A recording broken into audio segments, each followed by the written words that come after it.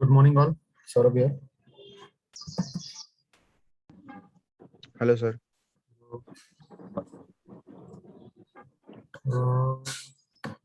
Just give me a second. Launching the Jupyter notebook. It is taking a bit time. Okay. So,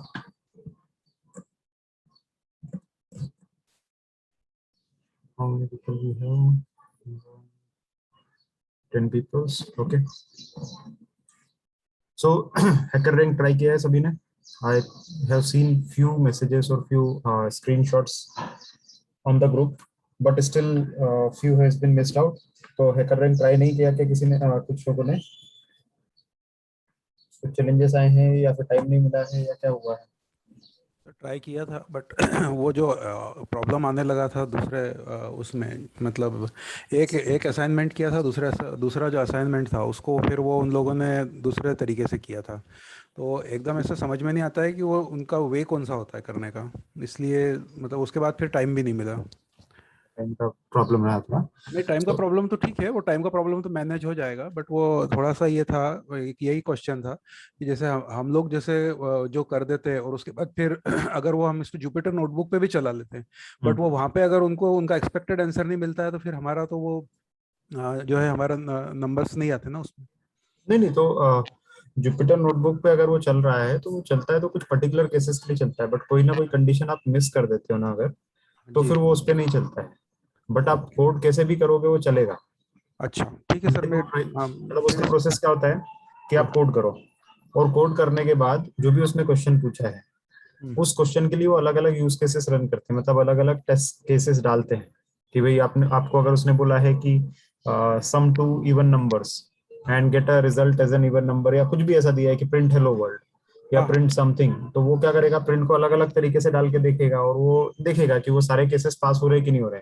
ji. Code आपने कुछ भी लिखा हो उससे उसको मतलब नहीं है, अगर कोड सही रिजल्ट दे रहा है तो वो आपको रिवॉर्ड करेगा। बट क्या हो रहा होगा कि आपका कोड जो रहेगा किसी ना किसी एक यूज केस में फेल हो रहा होगा और इसलिए आपका रिजल्ट नहीं आ रहा होगा। अभी आप आपका स्क्रीन भी दिखाओगे तो या उसमें भी देखोगे हैकर रैंक में, तो आप बोल रहे हो ना कि आपने उसको अपलोड कर दिया फिर भी वो पिकअप नहीं कर रहा है। हाँ नहीं बट कर। हाँ, तो जब वो पिकअप नहीं करता तो वो दिखाता है कि यूज केस फेल्ड या टेस्ट केस फेल्ड, ओके। ऐसा वो दिखाता है। और वो जो टेस्ट केस फेल्ड दिखाया है ना, तो फिर उसी के अंदर ही आपको देखना पड़ेगा वहां पे कि वो एक ऑप्शन देता है कि कौन सा केस फेल हुआ है। 5 पॉइंट वो डिडक्ट करता है, 5 पॉइंट्स, और फिर वो दिखाता है कि कौन सा केस फेल हो गया है करके। ओके। तो केस को आप देखो कि कौन सा केस फेल हो गया है, वहां पे आपने मिस किया है उसका कोड, फिर आप देखोगे तो जुपिटर नोटबुक में भी उसको चलाओगे वही वाले केस को, तो फेल होगा वो, ओके सर। मतलब आपका कोड पूरा नहीं हो पाया है, that means. Good morning sir. Good morning. Sir वो हैकर रैंक की बात करनी थी हमको। फर्स्ट जो हेलो वर्ल्ड वाला था ना। हेलो। हाँ हाँ, सुन रहा हूँ, बोलो। सिर्फ वो हेलो वर्ल्ड वाला जो था ना, तो स्टार्टिंग में ना थोड़ा सा उसमें मिस्टेक हो गया था, तो वो सबमिट हो गया। तो अगर हमको दोबारा से करना तो वो नहीं होगा क्या सर? वो सॉल्व का बता ही नहीं रहा है, मतलब उन्होंने कहा कि एक बार सबमिट कर दिया तो फिर नेक्स्ट प्रोग्राम पे आप ठीक है ना, तो स्विच नेक्स्ट कर लो ना, उसमें क्या प्रॉब्लम है, नेक्स्ट करो, वो गया तो गया। मतलब सबमिट के बाद मेरे ख्याल से रीटेक का आता है उसके अंदर ऑप्शन, मैंने ट्राई नहीं किया है। क्योंकि क्या करा करो ना, सबमिट की जगह पे उसको रन करा करो कोड को और ट्राई किया करो। जैसे आई डोंट नो यार, मेरे को प्रोफाइल क्रिएट करना पड़ेगा यहाँ पे। किसी का है क्या यहाँ पे, स्क्रीन प्रोजेक्ट कर सकता है क्या कोई? एक कोई स्क्रीन प्रोजेक्ट करो अपना, हैकर रैंक वाला। हाँ,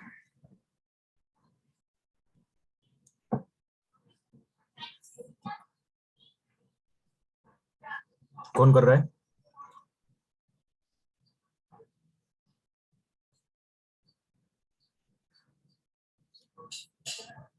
सर अथॉरिटी नहीं है। एक मिनट में, आप कर रहे हो क्या? आदर्श कौन कर रहा है? आतिक कर रहा है? आदर्श कर रहे हैं? सर नहीं, मैं अथॉरिटी देता हूँ, कौन करने वाला है वो मुझे बताओ। को होस्ट बना देता हूँ उसको।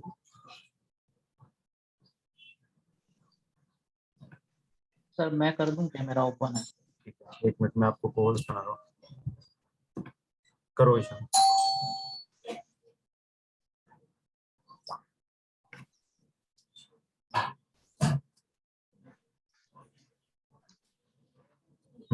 अभी इसके अंदर कोई भी फंक्शन, कोई भी अपना चैलेंज का बताओ, क्या प्रॉब्लम आ रहा है? हेलो वर्ल्ड वाला है, सॉल्व हो चुका है, तो सॉल्व चैलेंज जो आ रहा है राइट अ फंक्शन वाला, उसको ओपन करो। ये वाला क्या? ये तो सॉल्व है, हाँ इसको भी ओपन कर लो सॉल्व वाले को। क्या ये वापस से सॉल्व करने देता है क्या? नीचे लो, हाँ करने देता है ना। करने दे रहा है। एक था पता नहीं हमको क्यों नहीं करने दे रहा है। वहां पे ग्रीन कलर का उसने कलर दे दिया है, और जैसे उस पर क्लिक करते हैं ना तो वो मना कर देता है, मतलब वो वापस वो ईशान एक बार मिस्टेक। और सबमिट करने की कोशिश करो इसको। जैसे ईशान ने ऑलरेडी सबमिटेड है, इसका सॉल्व है, वापस से कुछ कोड को चेंज करो, हेलो वर्ल्ड की जगह कुछ लिख लो छोटा मोटा, या हेलो वर्ल्ड को ही फिर से वापस लिख लो, स्मॉल वर्ल्ड में लिख लो, नहीं तो हेलो और वर्ल्ड का इस्तेमाल कर दो। आई लिख देता हूँ।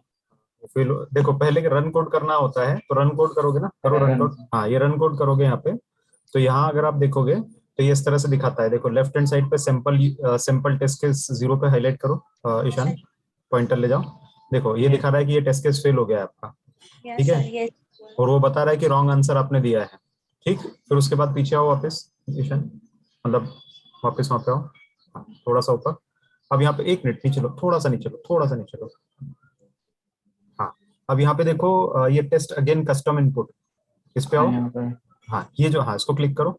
इसको क्लिक करते हो तो आप अपने तरह के यूज केसेस ट्राई करना चाहते हो, तो यहाँ पे आप अपना इनपुट दे सकते हो। जैसे इसके अंदर आपको लिखा है कि कोई यूज केस है आपके पास की स्क्वायर वाला कोई फंक्शन बनाया आपने, कि जो भी आप फंक्शन डालोगे उसका स्क्वायर निकल के आना चाहिए। मतलब अगर 2 डाला तो 2 क्रॉस 2 4 निकल के आना चाहिए। अगर आपने 4 डाला तो 4 क्रॉस 4 16 निकल के आना चाहिए। या फिर अगर आपने 3 डाला है तो 3 स्क्वायर निकल के आना चाहिए, दैट मीन्स 9 आना चाहिए। तो इसमें तो क्या होता है, जब फर्स्ट टाइम आप रन करते हैं तो अपना खुद का उसका केस होता है, बट आपको अलग अलग केसेस के लिए करना है कि 2 का स्क्वायर हो रहा है क्या, 4 का हो रहा है क्या, 6 का हो रहा है क्या। तो यहाँ पे आप अपना इनपुट डाल सकते हो और उसके हिसाब से टेस्ट कर सकते हो, थैंक यू सर। है ना। और कोई इसके अंदर कंफ्यूजन है? सर हाँ सर मैंने एक क्वेश्चन सॉल्व किया था, उसका आउटपुट सही आ रहा है, लेकिन दिक्कत बता रहा है कि इवन स्पेसिंग होनी चाहिए बस। आउटपुट सही आ रहा है और मतलब दिक्कत जो 4 बता। वेरिएबल्स प्रिंट करने थे, लेकिन मतलब हाँ अच्छा एक अच्छा, तो लूप वो के उसने अंदर। न्यू लाइन में लिखा होगा। हाँ सर, न्यू लाइन में तो हो गया, बट वो बोले कि मतलब इवन स्पेसिंग होनी चाहिए सबके बीच में। तो ठीक है ना, वो उसका एक्सपेक्टेड इनपुट है, वो उसने पहले बोला कि मुझे ये चाहिए, तो वो लाके दो ना उसको, क्या दिक्कत है। सर तो वो मतलब इवन स्पेसिंग कैसे दे सकते हैं सब केस में? इवन स्पेसिंग मेरे को समझा नहीं, कैसा इवन स्पेसिंग? हाँ अगर यूज केस हो तो मुझे बताओ, उसको देख सकते हैं हम लोग।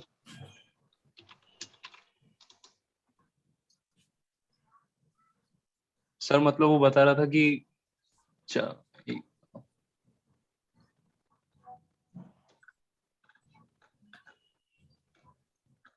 एक काम करते हैं, इस वीक में हम लोगों ने डिस्कशन किया है किस चीज के लिए, कि आपके डाउट क्लियरिंग सेशन कब रखे जाएं, ठीक है। तो most of the people have agreed for weekdays, तो अपन क्या करते हैं ना, वीकडेज में एक दिन रखते हैं, उस दिन सब लोगों के डाउट क्लियरिंग रखते हैं जिन जिन का डाउट है।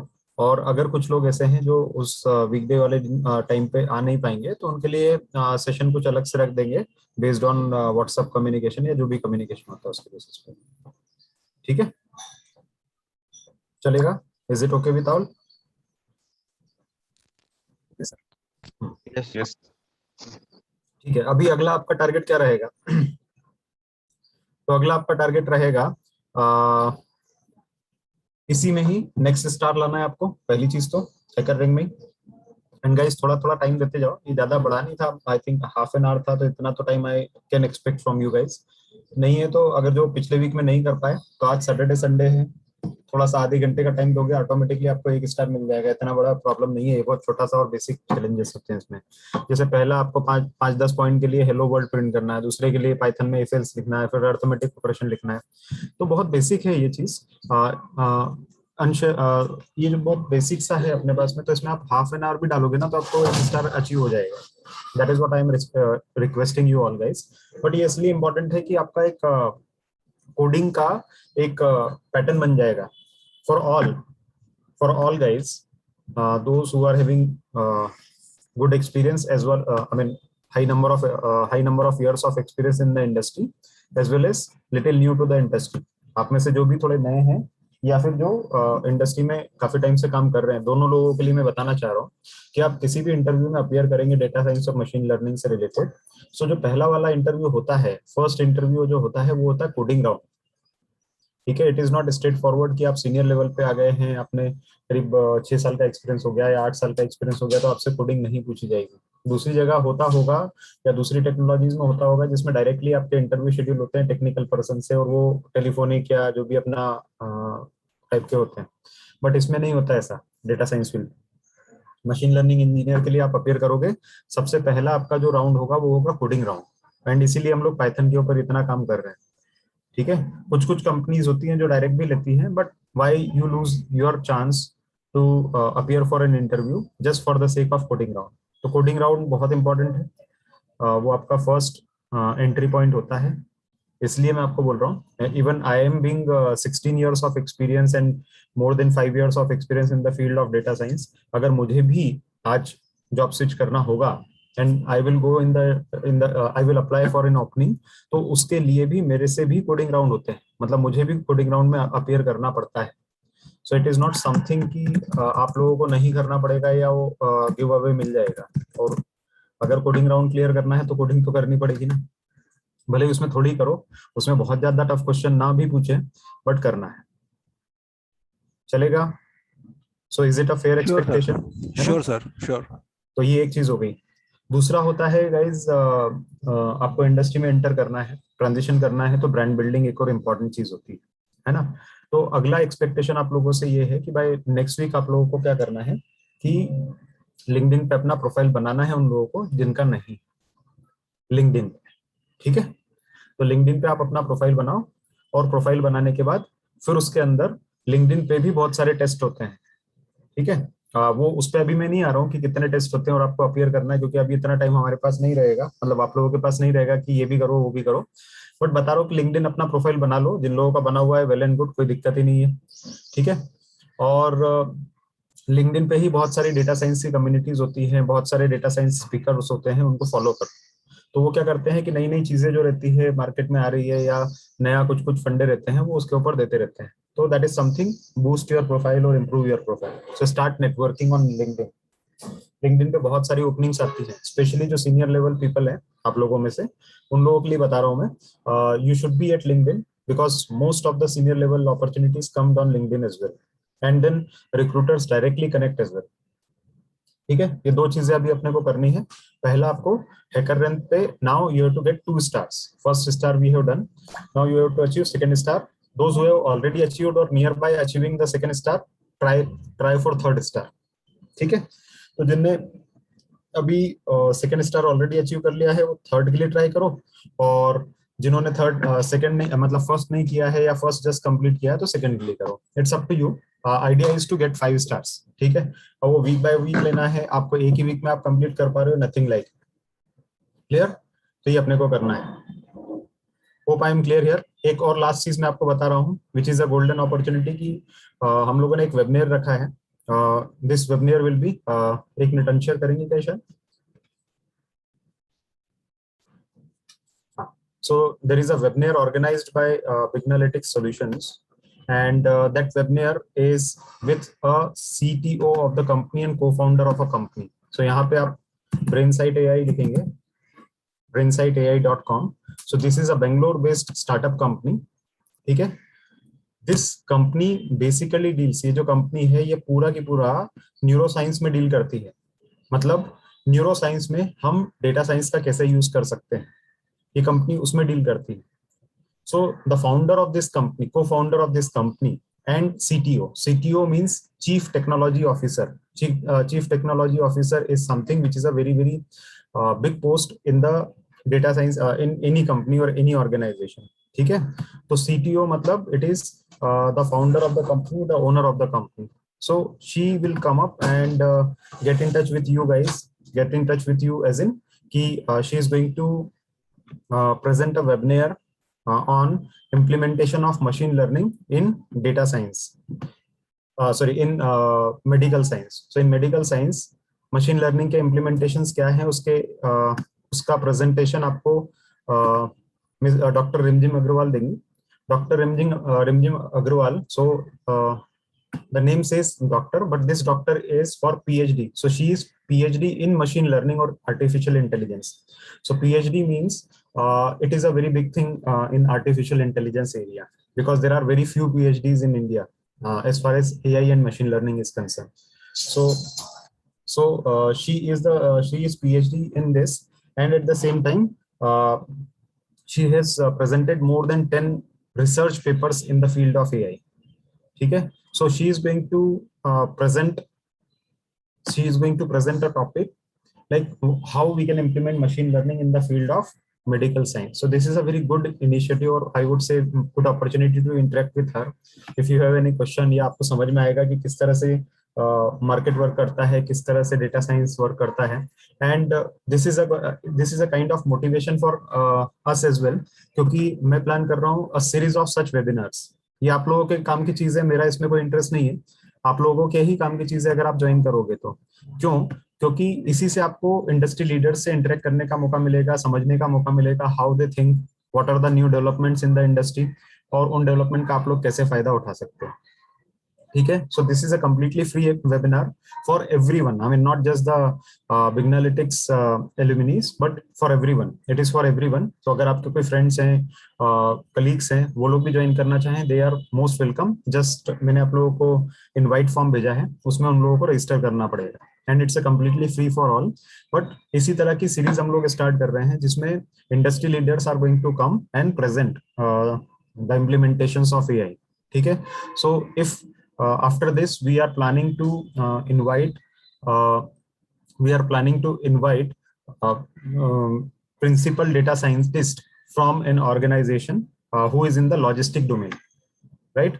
So logistic domain में we have a principal data scientist who is going to again present webinar on implementation of machine learning in logistics industry. Logistics मतलब अपना ये ट्रांसपोर्टेशन वगैरह और इन सब चीजों में. तो ये आप लोगों के लिए काफी I would say knowledge building exercise होगी. ठीक है, so please do register for this and invite your friends as well. It is a very very useful thing to have, and at the same time whoever is going to join this seminar, they are going to get a participation certificate as well from brainside.ai and Bignalytics IT Solution. दोनों organisations के combination में आप लोगों को एक participation certificate भी issue होगा. ठीक है, so you should join this. Alright, okay. So ये तो आज का डिस्कशन था कि क्या क्या हम लोग करने वाले हैं और किस तरह से we are going to move it. Now let's move to a topic.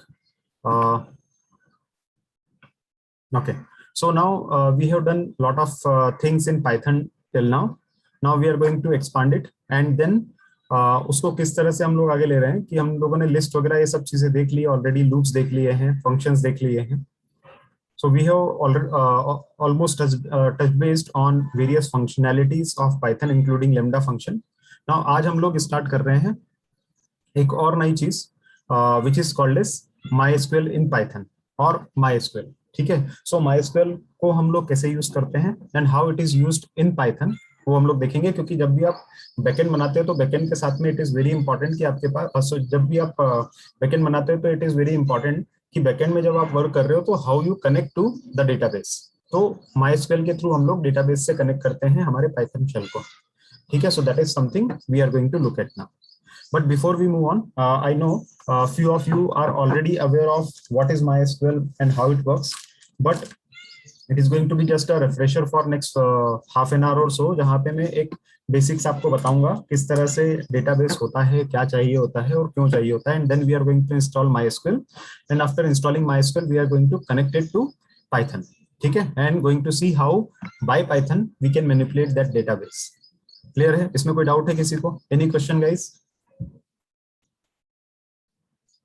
No sir. Okay, so let's start with it. तो सबसे पहले मैं थोड़ा सा आपको एक ब्रीफ देता हूँ, especially for those who are from who are little new to the programming things. So let's understand what is SQL and how SQL works, and then we are going to look at MySQL and its installation. तो SQL मतलब क्या होता है? SQL is nothing but the full form of SQL is structured query query language. language, ठीक है। सो structured query language मतलब क्या हुआ कि हाँ, हम लोग यहाँ पे पढ़ने वाले हैं databases in this. So database मतलब क्या होता है कि suppose you have created a website, और उस वेबसाइट के ऊपर let's say you are working for a bank, and उस बैंक को लोन इशू करना है कस्टमर्स को, राइट। सो आपने देखा होगा बहुत सारी बैंक के उनकी वेबसाइट पे जाते हैं तो उसके ऊपर पॉपअप आता है इंस्टेंट लोन। इंस्टेंट लोन मतलब अभी की अभी आप जस्ट अप्लाई करो, आपको लोन इंस्टेंटली अप्रूव हो जाएगा, ऐसा करके आपके सामने आता है। तो जब आप उसको क्लिक करते हैं, जैसे ही आप उसको क्लिक करते हैं तो आपके सामने एक इस तरह का फॉर्म आता है, और उस फॉर्म में वो आपसे कुछ डिटेल्स लेता है, like name, what is your name, what is your salary, what is your occupation and so on and so sorry. तो ऐसी इंफॉर्मेशन ये फॉर्म आपसे लेता है। इस फॉर्म में आपने अपनी डिटेल भरी, जैसे ही आप अपनी डिटेल यहाँ पर फिल करेंगे और यहाँ से सबमिट बटन दबाएंगे, जैसे ही सबमिट बटन दबाते हैं तो ये फॉर्म जो रहता है एम्प्टी हो जाता है, and then this form is ready to take another customer's record. वापस से आप दूसरी बार आएंगे या दूसरा कस्टमर यहाँ पे आएगा तो फिर से ऐसा फॉर्म ओपन हो जाएगा और वो ब्लैंक फॉर्म ओपन होगा। ब्लैंक फॉर्म ओपन होगा, इसका मतलब क्या हुआ कि आपने यहाँ पे जो इन्फॉर्मेशन डाली थी, यहाँ पे आपने अपनी जो भी इन्फॉर्मेशन डाली थी वो कहाँ गई, वो कहीं ना कहीं तो जाना चाहिए, वो कहीं ना कहीं तो आपके पास स्टोर होना चाहिए, क्योंकि ये इन्फॉर्मेशन आपके काम की है। Until you have this information, इस फॉर्म का कोई मतलब ही नहीं है। तो जैसे ही आपने यहाँ पे सबमिट का बटन दबाया, आके ये जो इन्फॉर्मेशन है कहीं ना कहीं जाकर स्टोर हो जानी चाहिए हमारे पास, और ये इन्फॉर्मेशन जहां पर जाकर स्टोर होती है उसको हम बोलते हैं डीबी, यानी डेटा बेस। डीबी मतलब data and base, so database होता है, ठीक है। डेटाबेस मतलब क्या होता है, लाइक आप लोगों ने अभी तक एक्सेल देखा होगा, तो एक्सेल में भी क्या होता है, तो एक्सेल के अंदर भी हमारे पास ऐसा पूरा कॉलम होते हैं, उसके अंदर अलग अलग रोज और कॉलम होते हैं, और यहाँ पे आपके पास होगा name, then age, then salary, then जो भी अलग अलग उसकी डिटेल्स होती है, तो वो सब यहाँ पे स्टोर होती जाती है। ये कस्टमर 1 की डिटेल होगी, फिर यहाँ कस्टमर 2 की होगी, देन यहाँ कस्टमर 3 की होगी, and so on and so fourth. तो ये तो आपने एक्सेल में इस तरह से इंफॉर्मेशन को आप स्टोर करते हैं, right. Excel is also a way of database, but that is not very popular in terms of programming. तो प्रोग्रामिंग लैंग्वेजेस में ये इतना पॉपुलर नहीं है, ठीक है। hope we have recording on, just give me a second, let me check, recording on है? Yes sir, on है। सॉरी। सो हाँ, तो मैं बात कर रहा था कि जो हमारा एक्सेल होता है, एक्सेल भी सिमिलरली काम करता है, जिसके अंदर ये इंफॉर्मेशन जो रहती है वो रोज और कॉलम्स के फॉर्म में स्टोर होती है, राइट। बट प्रोग्रामिंग में हम लोग एक्सेल का ज्यादा यूज नहीं करते, उसकी जगह पे हम लोग अलग अलग डेटाबेस यूज करते हैं, ठीक है। Now whatever be the information you are getting from front end, जो भी वेब फॉर्म है उससे जो भी आपको इन्फॉर्मेशन मिल रही है, वो इन्फॉर्मेशन आपको स्टोर करनी पड़ेगी डेटाबेस में, और वो जो भी इंफॉर्मेशन होगी, that information will be in the form of rows and columns, right.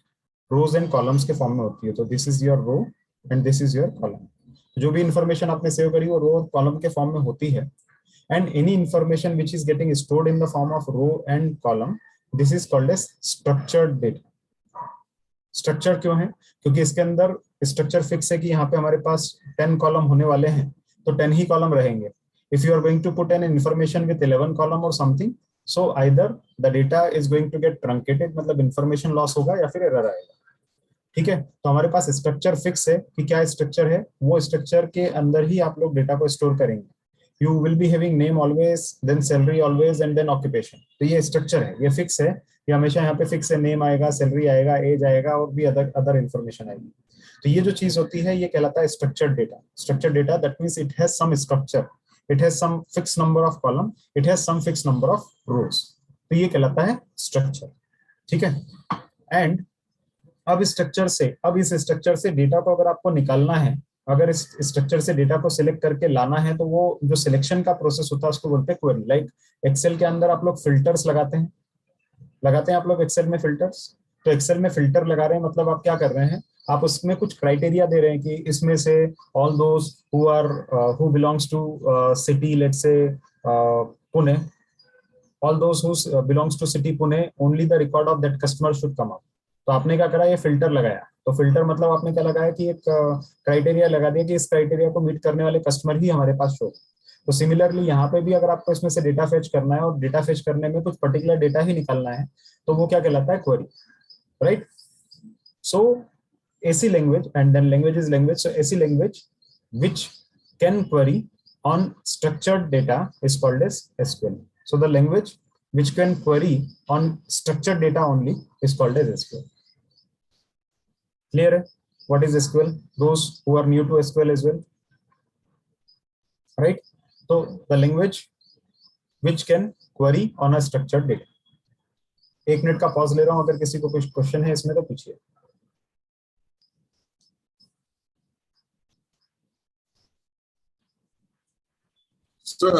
SQL और डीबीएमएस में मतलब क्या फर्क है? मतलब कि एक्चुअली मतलब वही, मतलब कि जो है डेटा वही स्टोर हो रहा है और वही सीक्वेंस में स्टोर हो रहा है, दोनों का एक ही काम है, तो फिर दोनों का नाम अलग अलग क्यों? दोनों में नाम इसलिए है क्योंकि DBMS that means database management system, ये एक बड़ा वैरायटी है, इसके अंदर मल्टीपल अलग अलग तरह की चीजें आ सकती है, ठीक है। एसक्यूएल तो एक लैंग्वेज है और डीबीएमएस एक सिस्टम है, समझे। डीबीएमएस मतलब database management system, so it's a complete system, और एसक्यूएल तो सिर्फ एक लैंग्वेज है इसमें से डेटा निकाल के लाने के लिए, दैट इज अ लैंग्वेज। तो वो एक टाइप ऑफ प्रोग्रामिंग थिंग हो जाती है, छोटा मिनी प्रोग्रामिंग थिंग हो जाती है, ये तो लैंग्वेज है। सर जो डेटा है मतलब किस में से निकालेंगे अपन, मतलब कि किस में से निकालेंगे अपन डेटा, मतलब एसक्यूएल के थ्रू? हाँ, एसक्यूएल के थ्रू आप जो डेटा निकालेंगे वो सर्वर पे होता है, ओके, है ना। मैं अभी उसके ऊपर आता हूँ, थोड़ा सा वो डिटेल आउट इसको करूंगा कि किस में से निकालेंगे, कहाँ जाके स्टोर होगा और कैसे वर्क करेगा, थोड़ा वो डिटेल में हम लोग आते हैं। बट अभी तक मैंने जितना बताया उतना क्लियर है। और कोई क्वेश्चन है किसी को? नो सर, ऑल क्लियर है ना। चलो आगे बढ़ते हैं। तो ये तो एसक्यूएल के बारे में हमने देखा। अब थोड़ा सा हम इसके अंदर और डिटेलिंग में जाएंगे और we will try to understand the overall architecture कि कैसे कोई भी सॉफ्टवेयर वर्क करता है।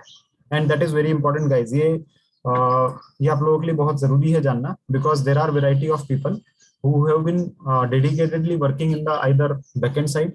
जैसे यहाँ पे बहुत से लोग हैं जो सिर्फ बैकएंड पे ही काम करते आए अभी तक, कुछ ऐसे लोग भी हैं जो सिर्फ फ्रंट एंड पे काम किए हैं, and then few peoples are there who are new to software. तो ये चीजें जानना सभी के लिए बहुत इंपॉर्टेंट है कि कैसे काम करता है, बिकॉज ओवर द ईयर्स जैसे जैसे आप इंडस्ट्री में आगे बढ़ते जाएंगे, this understanding is very important, ठीक है। तो थोड़ा ध्यान से पढ़ना कि कैसे ये वर्क करता है।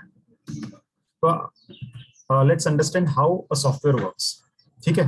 तो कोई भी सॉफ्टवेयर रहेगा तो उस सॉफ्टवेयर के हमारे पास 3 बेसिक कंपोनेंट्स होते हैं।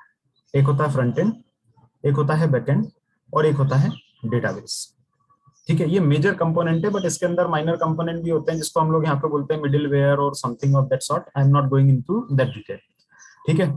मेजर कंपोनेंट्स की बात करेंगे तो हमारे पास यही 3 कंपोनेंट होते हैं, फ्रंट एंड, बैक एंड और database. And at the same time ये जो चीजें आ रही है, ये क्या चीजें हैं? ये है इंटीग्रेशंस। इंटीग्रेशन मतलब जोड़ना उनको, ठीक है, उनको जोड़ना, क्लियर। अब ये तीनों जो चीजें हैं इसको थोड़ा सा और डिटेल में समझते हैं कि क्या होता है। तो सपोज आपने कोई बैंक की वेबसाइट की अगर हमने बात करी थी, और बैंक की वेबसाइट के ऊपर आप गए और आपने लोन के लिए अप्लाई किया। जैसे ही आप लोन के लिए अप्लाई करते हैं तो सबसे पहले आपको क्या करना पड़ेगा? वेबसाइट का एड्रेस लिखना पड़ेगा, www.xyzbank.com, something of that sort, ठीक है। आप जैसे ही ये लिखोगे तो लिखने के बाद क्या होता है, ऑटोमेटिकली आपके पास एक वेबसाइट खुल जाती है। अब ये जो वेबसाइट खुली है इसके अंदर आपके पास अलग अलग ऑपरेशंस होते हैं। कई बार आप लॉगिन आईडी पासवर्ड डालते हो, अगर आप उसके कस्टमर हो तो, कस्टमर हो बैंक के तो आप यहाँ पे लॉगिन आईडी डालोगे, अपना पासवर्ड डालोगे, ठीक है।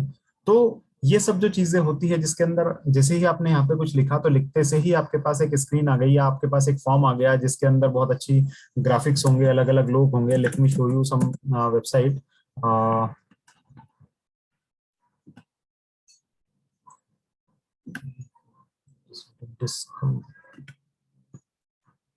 सो जैसे ही आपने यहाँ पे एक वेबसाइट खोलते हैं, लेट्स से www.hdfcbank.com, ठीक है, ये हमने खोल दिया।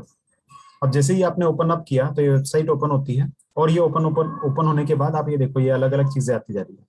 तो ये जो लुक एंड फील आ रहा है, कलरफुल चीजें आ रही है, ये जो स्लाइडर मूव हो रहे हैं, ठीक है, यहाँ से ये स्लाइडर मूव हो रहा है, इधर से उधर दौड़ रहा है, ये देखो मैंने जैसे ही करा तो ये नीचे आ गया। तो ये जो पूरा ओवरऑल बोल रहे हो को इतना डायनेमिक चीजें चेंज होती जा रही है और ये वर्क होते जा रही है, ये सब क्या होता है? ये जो चीजें होती है, ये सब चीजें अलग से डिजाइन होती है and somebody has to design this. ठीक है, ये जो डिजाइनिंग वाला जो काम होता है इसी को ही हम लोग बोलते हैं फ्रंट एंड। तो फ्रंट एंड मतलब जो सबसे पहले हमको दिखेगा, आगे की तरफ दिखेगा, तो that is called as front end. So front end मतलब क्या होता है, जो हमारी वेबसाइट होती है और वेबसाइट के ऊपर की जो कलर स्कीम रहेगी, ब्लू कलर स्कीम है, देन जो बटन्स होते हैं, कुछ उसके अंदर चैटबॉट डाल रखे हैं, कुछ अलग अलग चीजें डाल रखी है, तो ये जो पूरा डिजाइन होता है इसको हम लोग बोलते हैं फ्रंट एंड। क्लियर हो गया फ्रंट एंड क्या है? फ्रंट एंड मतलब जो भी आपने यहाँ पे डाला है ये सारी चीजें फ्रंट एंड कहलाती है। ठीक है, नाउ फ्रंट एंड के बाद अगली चीज होती है कि जैसे ही आपने यहाँ पे फ्रंट एंड पे कहीं पे कुछ क्लिक किया तो एक्शन क्या करनी है वेबसाइट को, ये कौन बताएगा? ये तो सिर्फ फ्रंट एंड मतलब क्या होता है, ये फोटो डालना, यहाँ पे अलग अलग फोन डालना, उनमें कलर डालना, उनका फोन चेंज करना, उस पर 5 स्टार लिखना, उस पर अलग अलग बटन डालना, उसमें ड्रॉप डाउन डालना and so on and so fourth.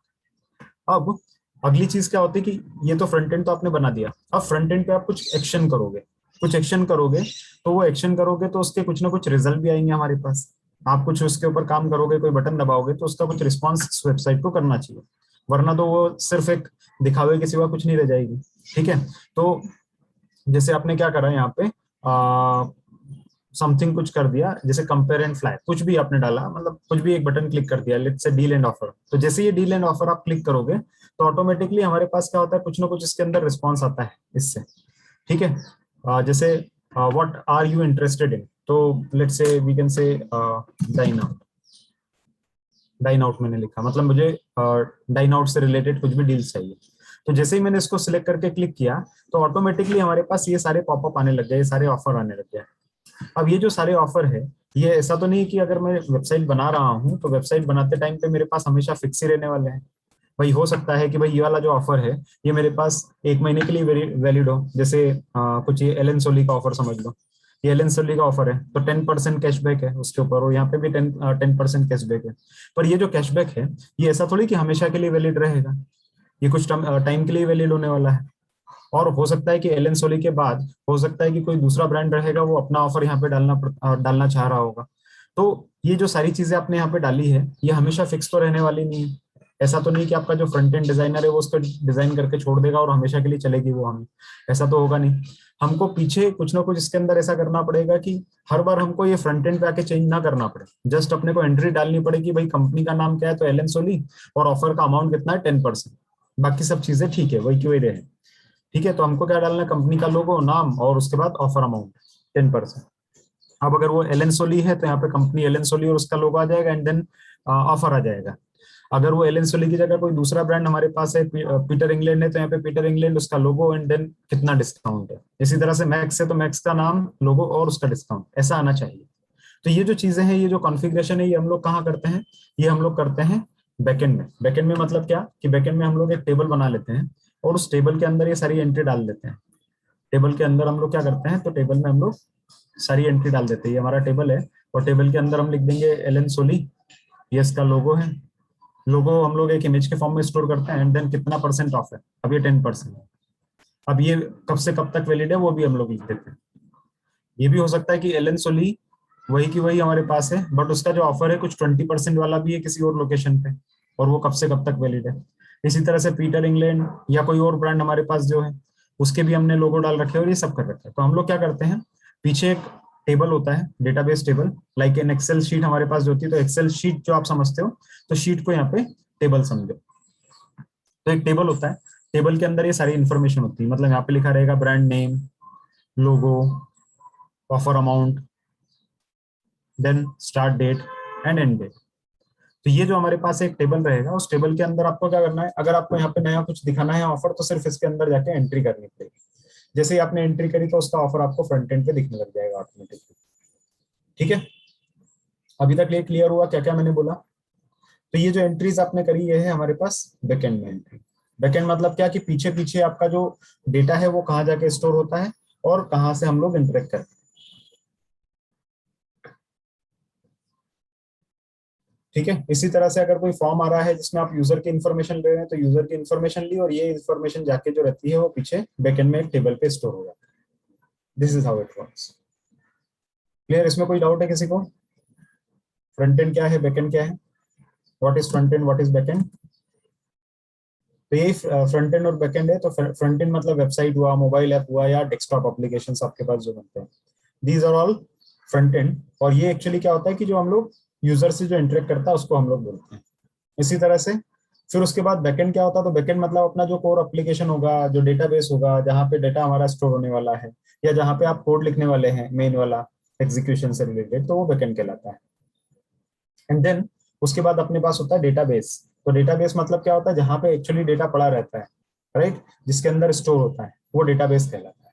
ठीक है, जैसे सैलरी डिटेल हर एम्प्लॉय की, या प्रोजेक्ट डिटेल, या फिर मे बी आपका कंपनी डिटेल्स, या जो भी आपके पास रहेगा, जो भी आपके पास डेटा रहेगा, जो आप एक्सेल में लिटरली स्टोर करते हैं, सिमिलर चीज आप डेटाबेस में स्टोर करते हैं।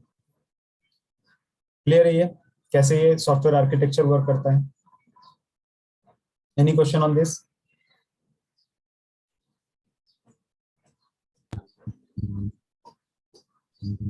सर एक बार बैकएंड का बता दीजिए। हाँ, बैकएंड मींस कि हमारे जो एप्लीकेशंस होते हैं, जैसे जो पाइथन प्रोग्राम है, सो Python programme is your backend for us अभी। तो उसके अंदर आपको कोई भी सॉफ्टवेयर बनाना है, वो बैकएंड होता है। सॉफ्टवेयर हमेशा सब बैकएंड में हम लोग बना के रखते हैं। वेबसाइट डेवलप करना है, मोबाइल ऐप डेवलप करना है, डेस्कटॉप एप्लीकेशन बनाना है, तो ये फ्रंट एंड होता है। ठीक है। एंड देन डेटाबेस की अगर आप बात करोगे तो MySQL हो गया, या MongoDB हो गया, या फिर PHP SQL हो गया, या और भी कोई हो गया, SQL से रिलेटेड जो भी हो, वो सब हमारे पास डेटाबेस है। DB2 UDB हो गया, ये सब हमारे पास डेटाबेसेस है। Okay, thank you sir.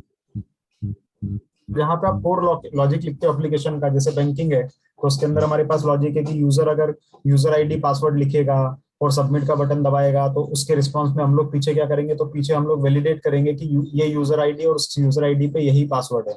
अगर पासवर्ड मैच हो गया तो यूजर को अंदर एंटर करने दो, अगर पासवर्ड मैच नहीं हुआ तो यूजर को एक एरर मैसेज डाल दो, रॉन्ग यूजर आईडी पासवर्ड। तो ये जो लॉजिक है, ये लॉजिक हमारा बैकएंड में लिखा रहता है। ठीक है, और भी कई सारे लॉजिक हो सकते हैं, बट क्लियर है ये overall on high level how it works? Yes sir, clear है, थैंक यू। नाउ थोड़ा सा और आगे बढ़ते हैं फिर इसमें। तो ये तो आर्किटेक्चर होता है। अब हम लोग अभी जो टारगेट करेंगे, अभी तक हम लोगों ने क्या करा था? अभी तक हम लोगों ने ये टारगेट किया था, मतलब हमने यहाँ पे पाइथन पढ़ा था। तो Python comes in the backend language. ठीक है, पाइथन हो सकता है, आरपीजी दोस्त from AS400 background, that is also comes in the backend. Code Java जो रहता है, कोड जावा, वो भी बैकएंड लैंग्वेज में आती है हमारे पास। और भी बहुत सारी अलग अलग लैंग्वेजेस है जिससे हम लोग बैकएंड प्रोग्रामिंग करते हैं, जैसे C++ हो गया। ठीक है, और क्या हो सकता है? और भी 50 लैंग्वेजेस जिसमें आप बैकएंड प्रोग्रामिंग कर सकते हैं। फ्रंट एंड में आपके पास क्या होता है? तो फ्रंट एंड में आप लोग HTML लिखते हैं, HTML है, CSS है, जावा क्वेरी है, jQuery है। ठीक है, बूटस्ट्रैप है। ठीक है, देन ये इंटीग्रेशन में क्या होता है? तो Node.js है। ठीक है, API वगैरह बनाते हैं। तो वो सब मैं चीजें धीरे धीरे करके आपके सामने बताता जाऊंगा, फिर हम लोग कुछ एप्लीकेशन भी डेवलप करेंगे, बट जस्ट अभी तो ये समझते जाओ धीरे धीरे। नाउ डेटाबेस में हमने बताया था कि MySQL डेटाबेस आ गया, MongoDB आ गया। देन अभी आजकल सब AWS पे जाने लग गया है। तो AWS पे अगर आप बात करोगे तो हमारे पास काउचडीबी आ गया, रेडशिफ्ट आ गया, अरेरा आ गया, एंड भी बहुत सारे अलग अलग डेटाबेसेस हमारे पास अवेलेबल है। ठीक है, तो ये सारा हमारे पास इस तरह से सॉफ्टवेयर आर्किटेक्चर होता है। अब इस आर्किटेक्चर को थोड़ा सा और आगे बढ़ाते हैं और हम लोग अब MySQL पे वर्क करने की कोशिश करते हैं। तो MySQL या फिर डेटाबेस, तो डेटाबेस में हम लोगों के के पास क्या होता है कि आपने डेटाबेस मतलब क्या करा कि एक टेबल बनाया और उस टेबल में डेटा स्टोर कर लिया। अब टेबल में डेटा स्टोर कर लिया तो उस डेटा को फेच भी करना पड़ेगा। मतलब टेबल है, टेबल में डेटा बना लिया, डेटा रख लिया, अब उसको बाहर निकाल के भी तो लाना है। तो उसको लाने के लिए हमको क्या करना पड़ता है? क्वेरी लिखनी पड़ती है। उसको बनाने के लिए हमको क्वेरी लिखनी पड़ती है, यानी कुछ लिखना पड़ता है यहाँ पे ऐसा लैंग्वेज में। वो लिखेंगे तो हमारे पास डेटा बाहर आ जाएगा, नहीं तो वो डेटा अंदर ही पड़ा रहेगा डेटाबेस के।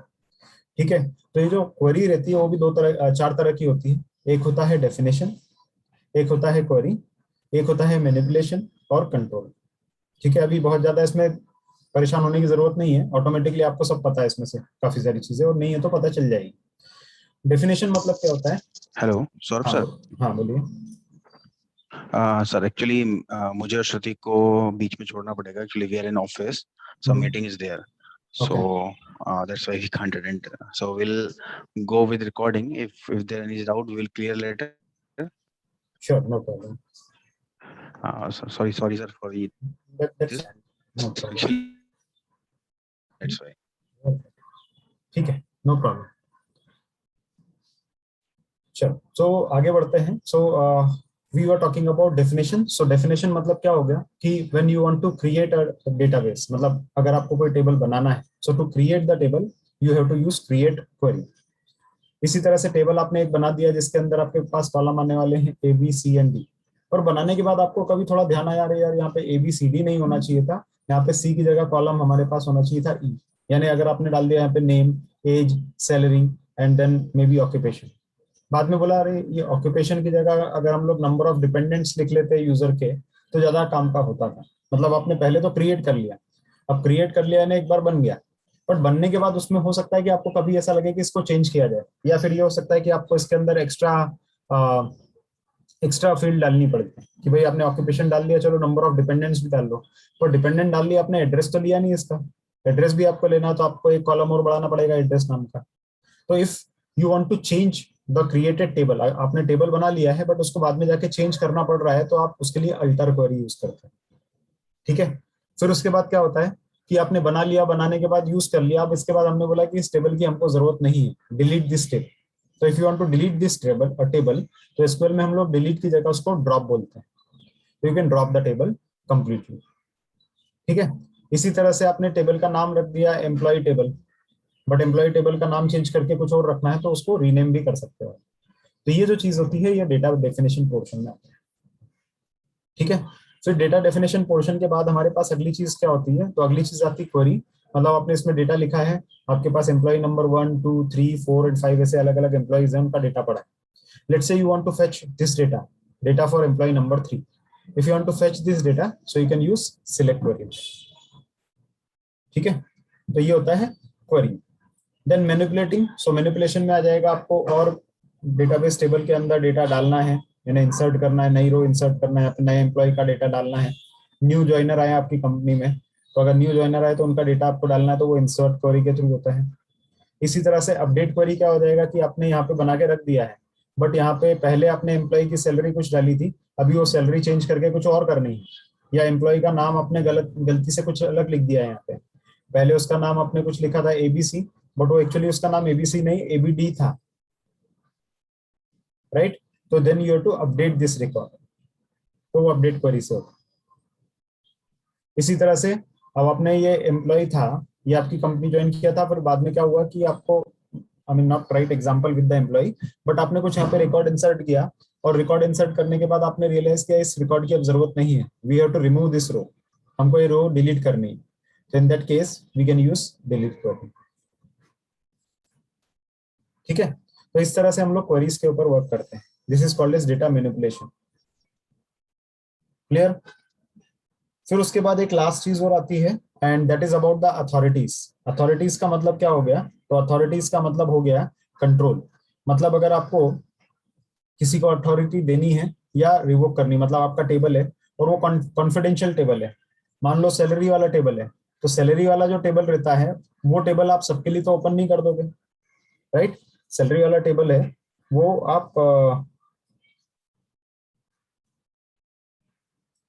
आप सबके लिए तो ओपन नहीं करोगे ना, क्योंकि इसमें कॉन्फिडेंशियल इंफॉर्मेशन होती है, तो confidential information can't be open for all, it should be having, I mean this table can be accessed by HR of the company only और the person whose entries are there. तो ये तो HR का या senior management के पास ही इसकी authority होनी चाहिए, किसी के और के पास नहीं होनी चाहिए। तो वो कंट्रोल आप कहाँ से करते हैं, तो वो आप कंट्रोल करते हैं कंट्रोल से, यानी कंट्रोल क्वेरीज के थ्रू। ठीक है, तो this is how it works. तो ये 4 तरह की हम लोग बेसिक क्वेरी पढ़ने वाले हैं। ठीक है, अभी इन 4 तरह की क्वेरीज के बारे में धीरे धीरे करके जानना शुरू करते हैं, बट उसके पहले थोड़ा सा और डेटाबेसेस के बारे में जान लेते हैं। आपने इनके बारे में बहुत सारी चीजें देखी होगी, बहुत सारे डेटाबेसेस के बारे में सुना होगा। तो डेटाबेस हमारे पास अलग अलग होते हैं, ठीक है, उनमें से कुछ डेटाबेसेस के नाम मैं यहाँ पे लिखा हूँ, like IBM DB2, MySQL, Microsoft Access भी एक डेटाबेस होता है, Oracle is also a type of database, MS SQL server, ये भी हमारे पास डेटाबेस होता है। ठीक है, and there are many more as well, I have just named the few. तो हम लोग यहाँ पे जो पूरा सेशन है उसमें ट्राई करेंगे MySQL के ऊपर। क्लियर? Any question here? कोई doubt? No sir, all clear. Okay, तो आगे बढ़ते हैं फिर। अब डेटाबेस जो रहेगा वो क्या होता है और स्कीमा क्या होता है और कैसे वर्क करता है वो हम लोग जानने की कोशिश करते हैं, है ना। तो अब डेटाबेस भी जो रहता है, लाइक आपके कंप्यूटर के अंदर आपको एक टेबल बनाना है। अब टेबल बनाना है तो वो जो कंप्यूटर रहता है, अगर आप कंप्यूटर देखेंगे तो कंप्यूटर में होता है फोल्डर। विंडोज मशीन में क्या होता है, फोल्डर होता है, राइट। और उस फोल्डर के अंदर अलग अलग फाइल्स पड़ी रहती है, लाइक एक्सेल शीट अगर आपको स्टोर करनी है फोल्डर के अंदर तो भी आपके पास अलग अलग एक्सेल शीट्स होती हैं, XLS 1, 2, 3 और 4, और अलग अलग एक्सेल शीट होती है, like employee personal detail, employee professional detail, employee salary detail, और maybe employee project detail, और ऐसे अलग अलग हमारे पास एक्सेल शीट हो सकती है। अब ये सारी एक्सेल शीट अलग अलग तो आप रख नहीं सकते, नहीं तो बहुत सारी फाइल्स हो जाएगी आपके पास। तो आप क्या करते हैं, इन सबको ऑर्गेनाइज करने के लिए क्या कर देते हैं, एक फोल्डर में रख देते हैं, राइट। ये विंडो का काम होता है, विंडो में हम लोग क्या कर देते हैं, एक फोल्डर में ये सब चीजें रख देते हैं। सिमिलरली यहाँ पे भी हमारे पास क्या होता है, तो यहाँ पे हमारे पास जो फोल्डर रहता है उसी का इक्विवेलेंट जो रहता है वो इनफैक्ट फोल्डर नहीं, उसका इक्विवेलेंट हमारे पास क्या होता है, स्कीमा। ठीक है, तो स्कीमा मतलब क्या हुआ, जब भी कोई बोलेगा स्कीमा, तो स्कीमा मतलब समझ जाओ कि वो फोल्डर टाइप का कुछ चीज है। फोल्डर नहीं है, मैं बोल रहा हूँ फोल्डर टाइप का कोई चीज है, उसके अंदर बहुत सारे टेबल्स होंगे। क्लियर? तो स्कीमा मतलब क्या हो गया, स्कीमा मतलब फोल्डर जैसी कुछ चीज जिसके अंदर बहुत सारे टेबल स्टोर होने वाले हैं।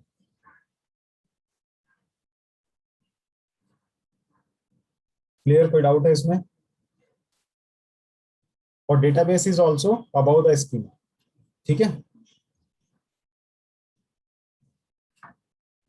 अब टेबल्स हमने देख लिया है। टेबल मतलब क्या हो गया, तो टेबल मतलब आपको जैसे एक्सेल के अंदर मैंने एक्सप्लेन करके बताया था कि एक्सेल के अंदर आपके पास क्या होता है कि पूरा जो चीज होती है, जो शीट होती है, sheet of the Excel is something we call it as a table. तो टेबल मतलब ये जो पूरी चीज आप देख रहे हो ये टेबल है, ये पूरी चीज टेबल है जिसके अंदर बहुत सारी रो आप लोग स्टोर करके रखते हैं, तो ये टेबल हमारे पास होती है। टेबल के अंदर ये जो चीजें होती है ये क्या कहलाती है, कॉलम्स कहलाती है। This is a column, this is a column, this is also a column. और ये जो चीज होती है ऐसा हॉरिजॉन्टल वाली, ये सब रो कहलाती है। These are all called as rows. ठीक है, तो रो भी आ गया, कॉलम भी आ गया, टेबल भी आ गया, और स्कीमा भी हम लोगों ने सीख लिया। अभी इसमें कोई डाउट रहेगा तो आप बताओ मेरे को, नहीं तो मैं आगे बढ़ता हूँ। चलो आगे बढ़ते हैं फिर। अब ये सब पढ़ने के बाद इसके अलग अलग डेटा टाइप होते हैं, इसके इसके ऊपर मैं थोड़ा बाद में जाऊंगा, है ना। अब एक काम करते हैं कि ये तो हमने MySQL के बारे में जाना बहुत हाई लेवल पे, या एक SQL के बारे में एक ओवरव्यू देखा कि क्या होता है। अब ये जो SQL का आपने ओवरव्यू देखा है, इसी को थोड़ा सा और समझने की कोशिश करते हैं। ठीक है, और वो समझेंगे हम लोग कैसे, तो उसको समझने के लिए हम लोगों को सबसे पहले MySQL इंस्टॉल करना पड़ेगा अपनी मशीन में। So how you can install MySQL on your machine, वो हम लोग देखते हैं। तो MySQL इंस्टॉल करने के लिए आपको क्या करना है कि आप लोगों को आना है यहाँ पे, और यहाँ पे लिखना है माई, मतलब गूगल क्रोम ब्राउजर में आना है और यहाँ पे लिखना है MySQL डाउनलोड फॉर विंडोज। ठीक है, जैसे ही लिखोगे तो आपके सामने MySQL डाउनलोड करने के लिए इंस्टॉलर सामने आ जाएगा। ठीक है, अब ये जो इंस्टॉलर आया है इसको नई विंडो में मैंने ओपन किया है। जैसे ही मैंने इसको ओपन किया तो यहाँ पे आपको देखना है माइक्रोसॉफ्ट विंडो का इंस्टॉलर है हमारे पास में। ठीक है, माइक्रोसॉफ्ट इंस्टॉलर का माइक्रोसॉफ्ट विंडोज का इंस्टॉलर है, इसमें से सिलेक्ट करो और डाउनलोड कर लो। ठीक है, तो अभी इसके अंदर भी दो देखोगे, एक है MySQL इंस्टॉलर वेब कम्युनिटी मतलब जो वेबसाइट से इसको एक्सेस करने वाले हैं, और दूसरा है माइस्क्यूएल इंस्टॉलर कम्युनिटी एडिशन। तो ये कम्युनिटी मतलब सी ओपन सोर्स वर्ल्ड में आप हो तो ओपन सोर्स में दो तरह की चीजें रहेगी, एक होगी लाइसेंस और दूसरा होगा कम्युनिटी। तो जिस भी सॉफ्टवेयर के आगे अगर आप लोग कम्युनिटी वर्ड देखते हो तो कम्युनिटी एडिशन का मतलब यही होता है कि वो एडिशन जो कि फ्री है सब लोगों के लिए यूज करने, राइट। लाइसेंस वर्जन नहीं है, उसके अंदर कोई लाइसेंस का प्रॉब्लम आपको नहीं आने वाला जहां भी आपने कम्युनिटी देखा। तो आपको भी कम्युनिटी वर्जन देखना है, और कम्युनिटी वर्जन देखने के बाद इसको डाउनलोड पे क्लिक कर देना है। जैसे ही आप डाउनलोड पे क्लिक करेंगे तो माइस्क्यूएल जो रहेगा वो डाउनलोड होना शुरू होगा आपकी मशीन पर। अभी यहाँ पर आए आप लोग और ये बोल रहा है कि लॉग इन करो और फिर डाउनलोड करो, तो हमने बोला हमको लॉग इन वगैरह नहीं करना, अभी ये झंझट में नहीं पड़ने का। अगर आपको लॉग इन वगैरह नहीं करना है तो आप क्या कर सकते हैं, सीधे यहाँ पे क्लिक करो no thanks just start download. जैसे आपने बोला कि no thanks please start download, तो ये फिर डाउनलोड स्टार्ट कर दिया। थोड़ा सा बड़ा है ये, 450 MB का है, 450 MB, that means approximately half GB। तो आप मोबाइल टीथरिंग से इसको डाउनलोड मत करने की कोशिश करना है, करोगे भी तो काफी टाइम लेगा, आधा GB या डेटा लेगा, वो टाइम भी खाएगा। यहाँ पे मेरी मशीन पे इसलिए जल्दी डाउनलोड हो रहा है क्योंकि इंटरनेट स्पीड अच्छी है, 100 Mbps लाइन पे हूँ मैं, तो इसलिए फटाफट ये डाउनलोड हो गया है। बट आप लोग डाउनलोड करेंगे तो इसको डाउनलोड होने में टाइम लग सकता है, अप टू 15 मिनट्स भी जा सकते हैं, तो इसलिए बी प्रिपेयर और पैनिक नहीं करना है, इसको पूरा डाउनलोड होने देना। ठीक है, ये पूरा डाउनलोड हो गया। डाउनलोड होने के बाद इसको क्लिक करो। जैसे ही आप क्लिक करोगे, मैंने ओपन किया,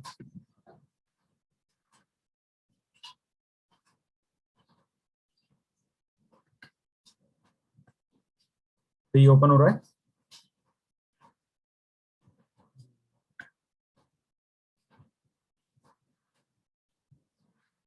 मैं lost it somewhere I think, तो समहाउ मेरे पास से चला गया। तो मैं इसको क्या कर रहा हूँ, फिर से मैं अपनी यहाँ पे सर्च पे आके डाउनलोड्स को सर्च किया मैंने। जैसे मैंने डाउनलोड्स को सर्च किया, यहाँ पे नहीं आया, वापस पूरा डाउनलोड लिखता हूँ मैं। ये एक तरह का ट्रबल शूटिंग भी है, जहाँ पे अगर आप कुछ मिस कर जाते हैं तो कैसे वापस उसको रिट्रीव करना। तो ये देखो, ये एरो दिख रहा है, डाउनलोड दिख रहा है। जैसे आप इसको खोलोगे तो इस पे आपको देखोगे तो ये माइस्क्यूएल इंस्टॉलर कम्युनिटी एडिशन, इसको फिर से डबल क्लिक कर दो तो ये क्या हो जाएगा, इंस्टॉलेशन इसका शुरू होगा। अच्छा, ये बार बार माइक्रोसॉफ्ट पे ले जा रहा है मेरे को, है ना। तो ये क्या बोल रहा है, the app you are trying to install isn't a Microsoft verified app. तो ये कहना चाह रहा है कि आपने जो ऐप को यूज करने की कोशिश कर रहे हो, ये माइक्रोसॉफ्ट ने अभी तक वेरीफाई नहीं किया है, और अगर आप वेरीफाई नहीं कर रहे हो इसको तो इट में हार्म योर कंप्यूटर। ठीक है, इट में हार्म योर कंप्यूटर, क्योंकि वो माइक्रोसॉफ्ट वेरीफाइड नहीं है, मतलब माइक्रोसॉफ्ट इसका कुछ वो गारंटी नहीं ले रहा है। ठीक है, तो पर कोई प्रॉब्लम नहीं है, क्योंकि हम जानते हैं कि ये माइस्क्यूएल है, और अगर हम ये जानते हैं कि ये MySQL है और it is not going to harm our system, it is a kind of what we can say dependent software, तो हम बोलेंगे कि ठीक है, कोई प्रॉब्लम नहीं है, install anyways, otherwise we have to get the app from store only, और स्टोर में ये होगा नहीं तो डाउनलोड नहीं कर पाओगे। ठीक है, तो हम बोल रहे हैं कि नहीं हमको जरूरत नहीं है ऐप में जाने की, हम लोग इसको इंस्टॉल करना चाहते हैं, तो हमने बोल दिया इंस्टॉल एनीवेज। जैसे आपने बोला इंस्टॉल एनीवेज, तो ये आप देखो इंस्टॉलर यहाँ पे आ गया है, और ये इंस्टॉलर अब चल रहा है। अब ये इंस्टॉलेशन इसका बैकग्राउंड में होता रहेगा, इसमें क्वेश्चन आंसर ये पूछता रहेगा। देखो मेरी स्क्रीन देख पा रहे हैं क्या, अभी भी ये डायलॉग बॉक्स आया मेरी स्क्रीन पे, गाइस कंफर्म करो। हेलो, आ रहा है सर यहाँ पे। अच्छा, ये डायलॉग बॉक्स दिख रहा है आपको, क्योंकि मुझे जूम नहीं दिख रहा है इसलिए मैं पूछ रहा हूँ, तो हो सकता है कि सक्सेस होगा। दिख रहा है, चलो। तो यहाँ पे आप देखोगे तो MySQL इंस्टॉलर कम्युनिटी ये पूरा हमारे पास आया है। Do you want to allow the app to make changes to your device, तो हम बोलेंगे हाँ ठीक है, कर लो भाई, इंस्टॉल करना है हमको। जैसे यहाँ पे देखोगे तो यहाँ पे इंस्टॉलेशन शुरू हो गया इसका। ठीक है, अब इसके अंदर the following application should be closed before continuing the installation. ये ध्यान देना, ये बोल रहा है कि इंस्टॉल करने के पहले आपको ये एप्लीकेशन क्लोज करनी पड़ेगी जिसका नाम है MySQL, क्योंकि ये MySQL का भी कुछ कुछ काम करता है। तो चलो ठीक है भाई, इसको बंद कर देते हैं, तो ये क्लोज कर दो MySQL तुम्हारा जो रन हो रहा है उसका। वो बोल रहा है उसके इंस्टॉलेशन के लिए जरूरी है, तो हम ठीक है बोल रहे हैं कि कर दो इसको क्लोज, कोई दिक्कत नहीं है, कर दिया। हाँ, कोई क्वेश्चन है? From that zip file, which file do I need to Unzip it. It has a lot of exe files there. Which one you installed? Because मेरे पास तो zip file कुछ आया नहीं, डायरेक्ट इंस्टॉलर आया था जो मैंने प्रोसेस बताया उससे। नहीं सर, एक zip folder डाउनलोड हुआ। मेरा तो ये इंस्टॉलर हुआ। आपने क्या क्लिक किया था? रिपीट करो क्या स्टेप्स को? आपने वही स्टेप फॉलो किया जो मैंने डाला? हाँ सर, स्टेप्स तो सेम ही फॉलो किया था, बट एक मिनट, मैं इसको इंस्टॉलेशन के लिए लगा देता हूँ, कंप्लीट कर देता हूँ, फिर मैं देखता हूँ आपने क्या किया है ना। मैं स्क्रीन शेयर करके देखता हूँ। तो ये अभी तो खैर माइक्रोसॉफ्ट एक्सेल क्लोज करने का बोला था तो हमने क्लोज कर दिया है। ओके किया। जैसे ही ओके किया तो ये देखो इंस्टॉलेशन शुरू हो गया। इंस्टॉलेशन इसका स्ट्रेट फॉरवर्ड है, कुछ खास परेशानी नहीं आती किसी को भी इंस्टॉल करने में। सो ये ऑटोमेटिकली इंस्टॉल हो जाएगा, 5 सेकंड में हो रहा है इंस्टॉल, हो जाएगा धीरे धीरे करके ये इंस्टॉल, है ना। बट सच कोई बहुत ज्यादा कॉन्फ़िगरेशन आपको नहीं करना है। वापस से डायलॉग आया था।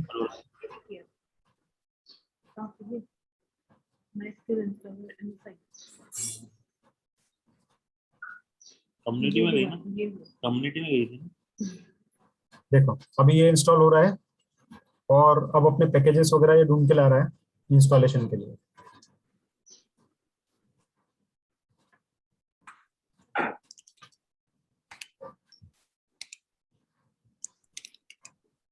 ये डाउनलोड करना पड़ेगा क्या?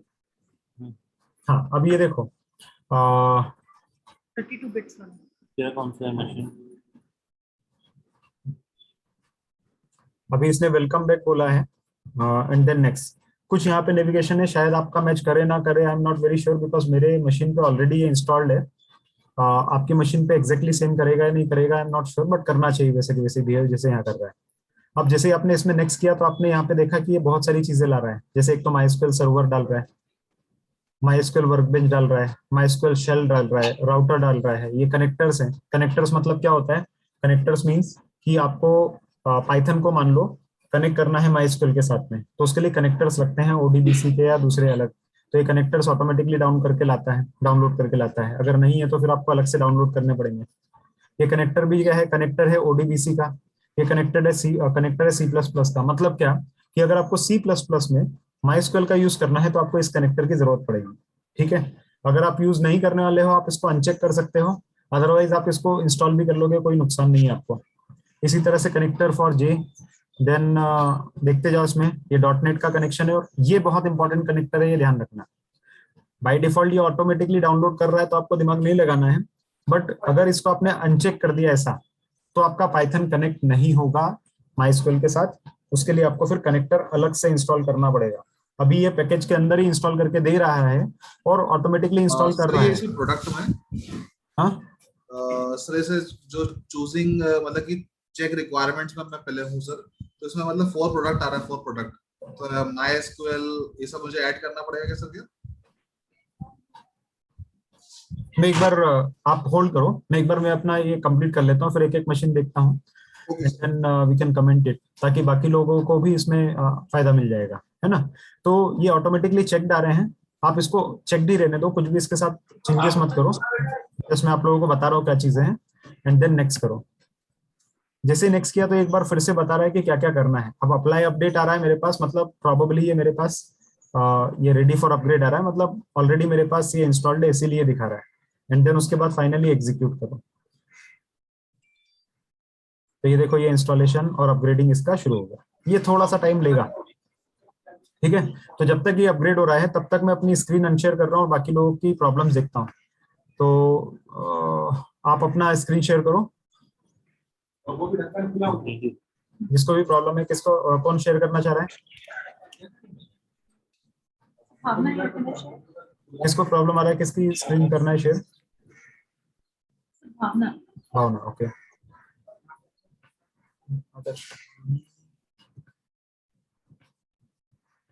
हाँ भावना शेयर कीजिए आप। सॉरी एकता मिश्रा, एक मिनट। बाय डिफॉल्ट हाँ Bhavna you can now share your screen, अगर कोई प्रॉब्लम आ रहा है तो। आई मेड यू को होस्ट।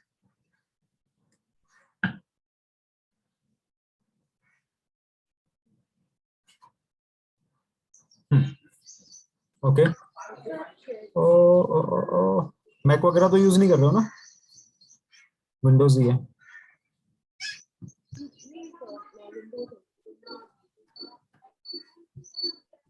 रिमोट कंट्रोल दो मुझे।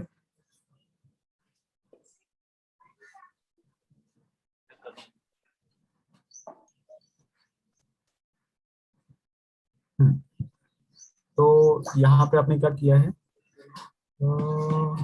ये सर्वर माइक्रोसॉफ्ट विंडोज। अच्छा, आपके पास बहुत सारे ऑप्शंस आ रहे हैं, ऐसा मेरे पास क्यों नहीं आया? Community server, okay, my skill download for Windows, ये लेना है अपने को ना।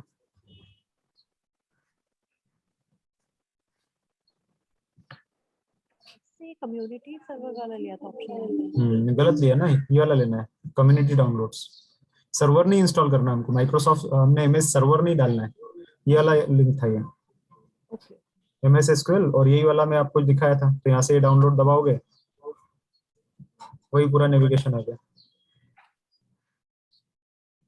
ठीक है, चलो। नहीं, वो शायद ऑप्शन गलत चूज कर लिया था मैंने। सेकंड वाला ऑप्शन है उसके अंदर, वो चूज करना है आपको, फर्स्ट नहीं करना था। हाँ, और किसको प्रॉब्लम था बता रहे थे, कुछ आ रहा है? who was saying about problem?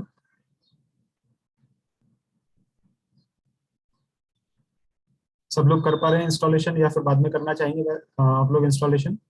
और कोई है जिसको कुछ प्रॉब्लम आ रहा है तो बताओ। सर एक्चुअली मेरा मतलब कि इंस्टॉल तो हो गया है, बट सर मतलब कि जो प्रोडक्ट में वहाँ पे प्रॉब्लम आ रही है, लेकिन सर एक्चुअली मैं मतलब स्क्रीन शेयर नहीं कर पाऊंगा क्योंकि सर वो मेरा दूसरा सिस्टम में चल रहा है सर वो। अच्छा, ठीक है, कोई प्रॉब्लम नहीं है। अच्छा, प्रोडक्ट में क्या प्रॉब्लम आ रही है ये भी समझना पड़ेगा। सर देखिए सर जो पहला सेटअप खुला है, मतलब कि पहले मतलब कि जो पहला ऑप्शन आया है चूज अ सेटअप टाइप, उसमें मैं जा रहा हूँ, उसको मैं नेक्स्ट कर रहा हूँ सर। इसको कैंसिल कर देता हूँ, है ना। बाकी बस इसको जस्ट फॉलो करना है आपको, और कुछ नहीं करना है। Yes sir. तो इसमें कुछ गड़बड़ ना हो जाए, एनीवेज मैंने इसको अबंडन किया है बीच में, देखेंगे जो भी प्रॉब्लम आएगा। हाँ बताओ, आप क्या बोल रहे थे? हाँ, शेयर करना पड़ेगा यार पुष्पेंद्र, इससे समझेगा नहीं मेरे को। ओके सर, मैं बाद में करता हूँ सर, मैं ठीक है, आपको बता दूंगा। ठीक है। तो अभी इंस्टॉलेशन मैंने आपको बताया, वो वैसे अपडेट होता जाएगा और इंस्टॉल होते जाएगा। ठीक है, आप लोग उसको स्टेप्स को फॉलो कीजिए, और MySQL जो रहेगा वो आपकी मशीन पे इंस्टॉल हो जाएगा। क्लियर? मैंने इंस्टॉलेशन को बीच में रोका है क्योंकि वो बहुत ज्यादा टाइम लेता है, तो इसलिए मैंने बीच में इसको अबंड कर दिया है। राइट, अब हाँ, तो मेरे पास इंस्टॉलेशन यहाँ पे हो रहा था, मैंने उसको क्लोज कर दिया है बीच में, रीजन कि वो बहुत ज्यादा टाइम लेने वाला था और ले रहा था, so I have stopped it. Now आगे करते हैं। एक बार MySQL इंस्टॉल हो जाएगा तो आपको क्या करना है, यहाँ पे आके आपको लिखना है MySQL। जैसे आप MySQL लिखोगे तो MySQL लिखते से ही आपके पास देखोगे तो बहुत सारे ऑप्शंस आ जाएंगे। ठीक है, अब ये जो ऑप्शन आए हैं, इन ऑप्शंस को आप एक्सप्लोर कर सकते हैं। मैं शुरुआत करता हूँ MySQL वर्कबेंच के साथ में। ठीक है, तो जैसे ही आपने MySQL वर्कबेंच को क्लिक किया तो आपके पास MySQL का वर्कबेंच ओपन हो जाएगा।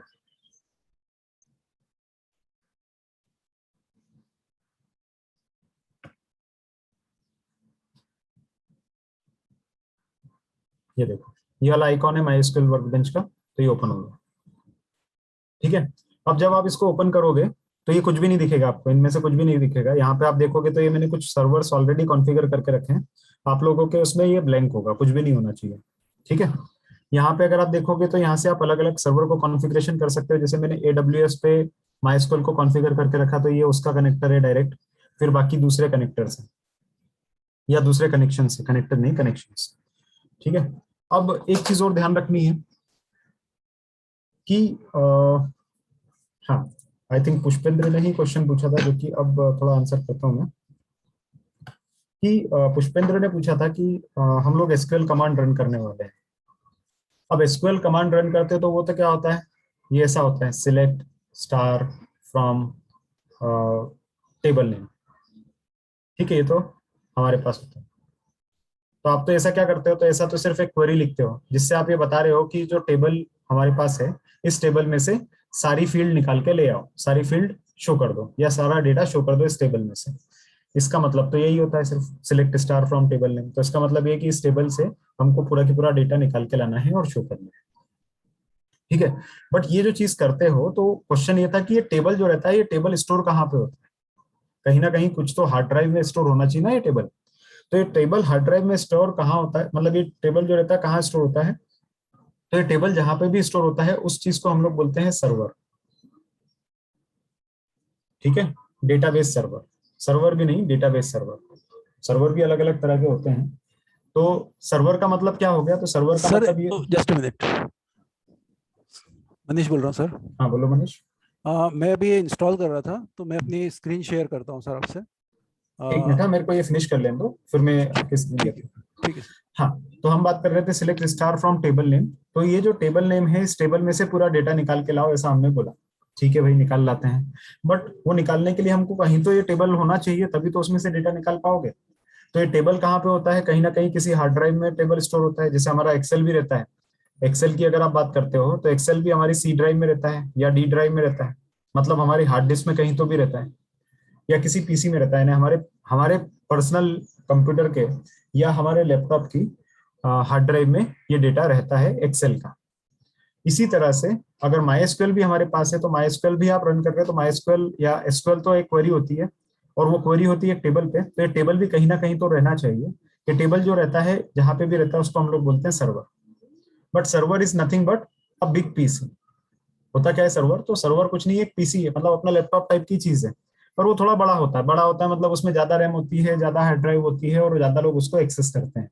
That's why we call it as a server, और उससे ज्यादा कुछ नहीं है। तो सर्वर मतलब क्या? आपका लोकल कंप्यूटर भी हो सकता है या आपका पीसी या लैपटॉप भी हो सकता है। ठीक है, डिपेंड करता है कि आप कितना ज्यादा यूज करना चाह रहे हो। अगर आपका कोई बड़ा यूज है और आपको मल्टीपल लोगों को यूज करना है इसको, तो आप इसको सर्वर बना दो। अगर आप खुद ही यूज करने वाले हो तो आप उसको सिंपल लैपटॉप भी समझ सकते हो। तो लैपटॉप, आपका लैपटॉप भी एक सर्वर हो सकता है, आपका पीसी भी एक सर्वर हो सकता है। ठीक है, तो आपको क्या करना है? तो ये जो टेबल है ये कहीं तो कहीं स्टोर होगा, सर्वर में स्टोर होगा, नहीं तो आपके लैपटॉप या पीसी में स्टोर हो सकता है। तो अभी तो हम लोग खुद ही यूज करने वाले हैं इसको, तो हम लोग इसको अपने लैपटॉप में स्टोर कर लेते हैं। Server is nothing but our laptop itself. ठीक है, तो ये यहाँ पे हमारे पास ये टेबल स्टोर होने वाला है। क्लियर? तो ये डेटाबेस सर्वर क्या होता है? तो डेटाबेस सर्वर मतलब भाई बड़ा पीसी होता है जिसके अंदर बहुत सारे टेबल स्टोर हो सकते हैं। It may be your laptop, it may be your PC, it may be your other computer sitting somewhere in your organization. ये आपकी ऑर्गेनाइजेशन में कहीं रखा हुआ कोई बड़ा सा मशीन भी हो सकता है, या फिर ये AWS भी हो सकता है, कोई क्लाउड सर्विस भी हो सकती है, कहीं भी हो सकता है। सारी चीजें वो सर्वर कहलाती है। ठीक है, it can be your laptop as well.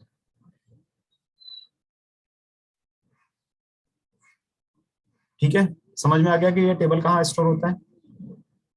अब ये टेबल तो आपने यहाँ पे स्टोर कर दिया। अब ये टेबल यहाँ पे स्टोर करने के बाद आपको क्या करना है? आपको समहाउ, अब ये जो आपने जो बनाया है ये क्या चीज है? ये है MySQL वर्कबेंच। तो MySQL वर्कबेंच मतलब कि हमको SQL के ऊपर काम करने का कोई इंटरफेस चाहिए। तो हमको SQL क्वेरीज चलाने के लिए कोई तो जगह चाहिए, कहीं तो आप रन करोगे। लाइक दोस्त who are working on AS400, तो वो लोग, आप लोग क्या करते हैं कि आप SQL क्वेरी चलाने के लिए कमांड लाइन पे जाते हो और फिर चलाते हो, या फिर जो आपका कमांड लाइन रहता है वहां से SQL पहले लिखते हो, तो आपके पास SQL का एक अलग से एरिया खुल जाता है, दीपक एंड भावना, वहां से आप अपनी SQL क्वेरी रन कर सकते हो, राइट? ऐसा करते हो आप लोग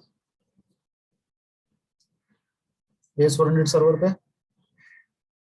तो यहाँ पे भी आपको क्या चाहिए? कोई तो जगह चाहिए जहां से आप अपनी SQL क्वेरी कहीं तो लिख पाओ, एक एडिटर टाइप का जहां पे आप एक क्वेरी लिख पाओ। तो वो लिखने के लिए अभी फिलहाल समझ लो कि MySQL वर्कबेंच जो हमारे पास है, यही एक हमारे पास चीज है जिससे हम लोग ये काम कर सकते हैं। तो MySQL वर्कबेंच मतलब क्या है? ये एक एरिया है जहां पे आप क्वेरी लिखोगे। ठीक है, बट चूंकि डेटा आपका स्टोर होता है सर्वर के अंदर या लैपटॉप के अंदर, तो समहाउ आपको ये वाली जो चीज है इसको इसके साथ इंटीग्रेट करना पड़ेगा, इन्हें क्लब करना पड़ेगा, कनेक्ट करना पड़ेगा, ताकि ये दोनों आपस में एक दूसरे से बात कर पाए। ठीक है, इरशाद समझ में आ रहा है क्या बोल रहा हूं मैं? इरशाद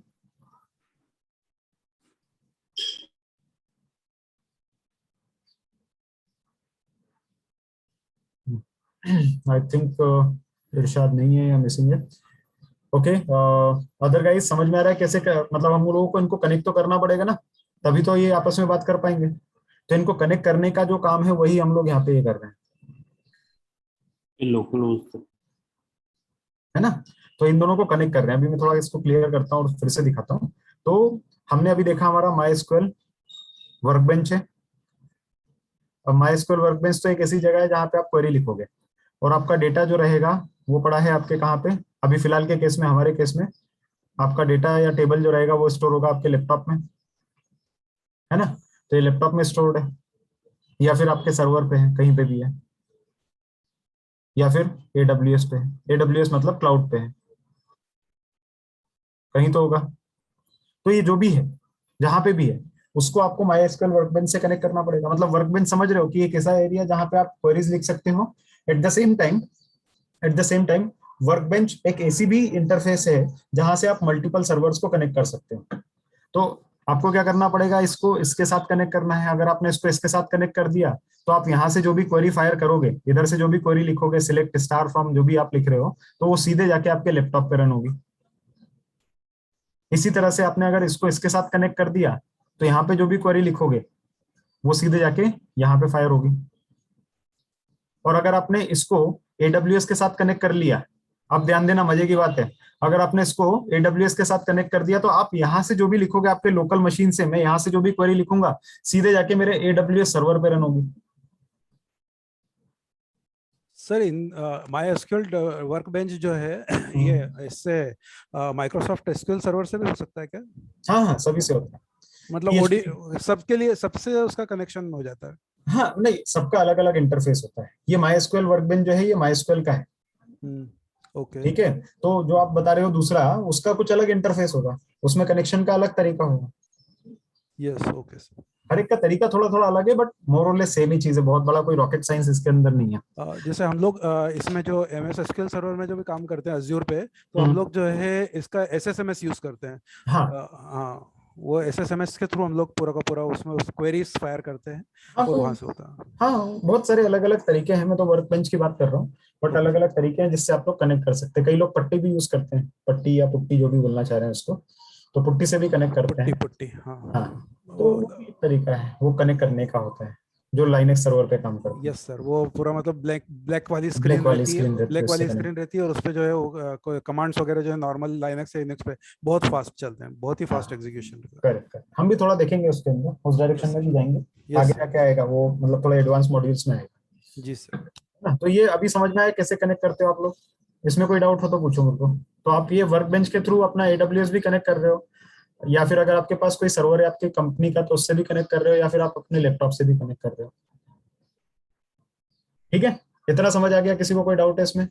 अभी पूछो इसमें डाउट हो तो, क्योंकि धीरे धीरे करके इसमें फिर कंसेप्ट में ऐड करता जाऊंगा तो थोड़ा एडवांस होता जाएगा। कोई डाउट है इसमें? नहीं है?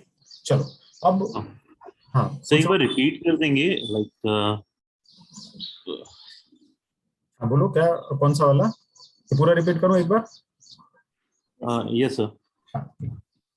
आपके पास क्या क्या चीजें हैं अभी आपको काम करने के लिए? किसके ऊपर काम करना है? टेबल पे काम करना है, ठीक है, SQL टेबल पे।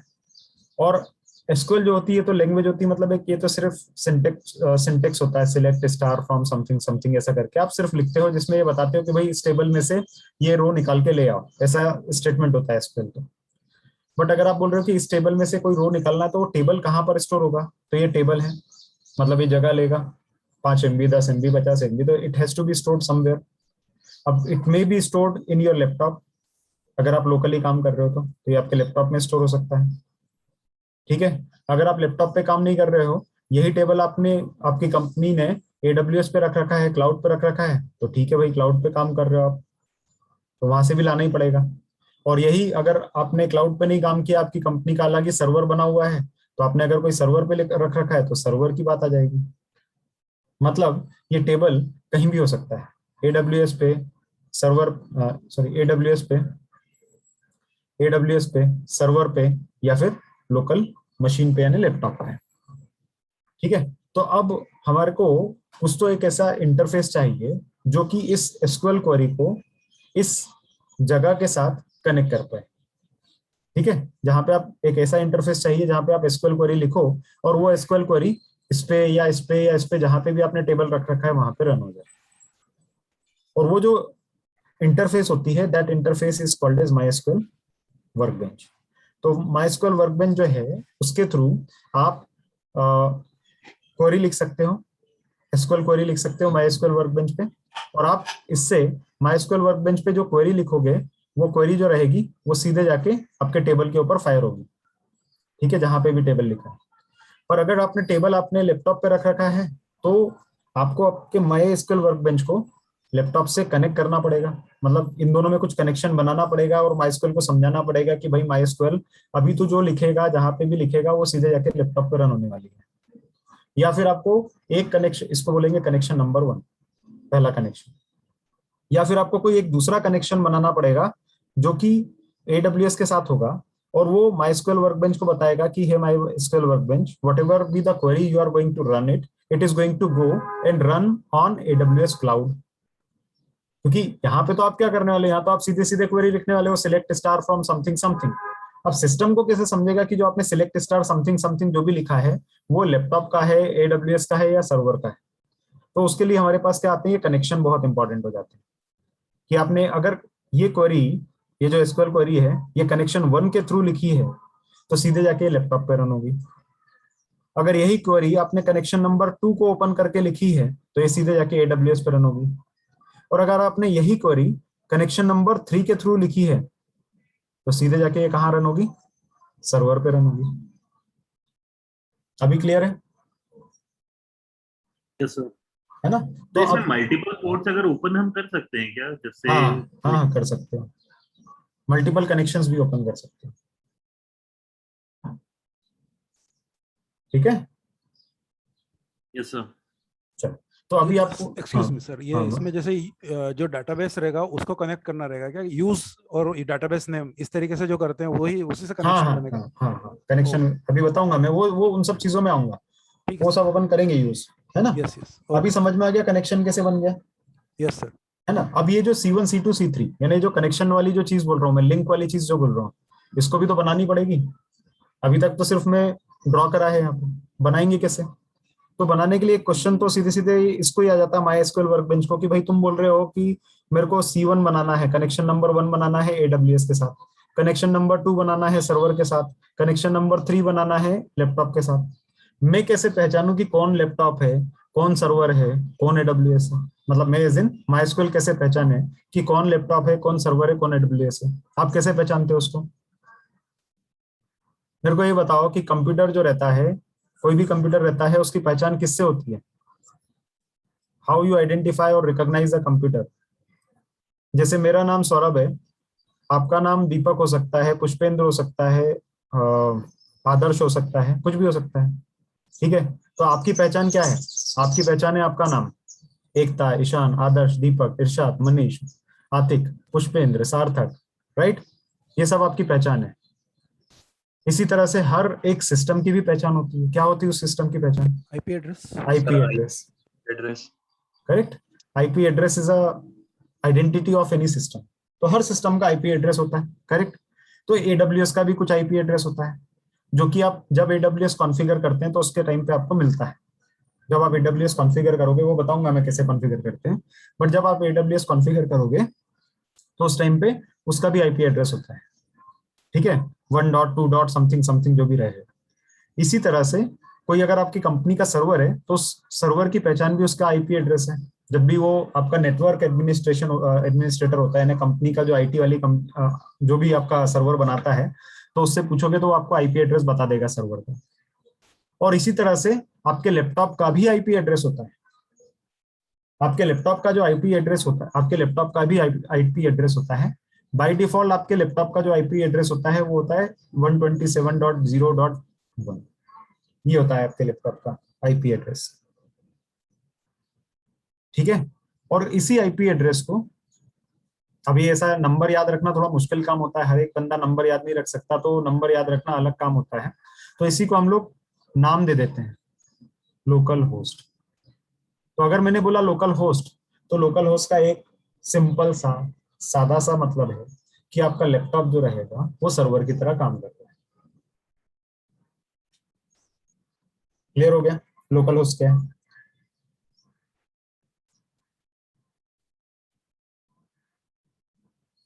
ठीक है, तो ये आईपी एड्रेस जो हमने बोले हैं ये थोड़े नंबर होते हैं बहुत सारे, इनको याद रखना कुछ मुश्किल होता है, this dot this dot this dot this.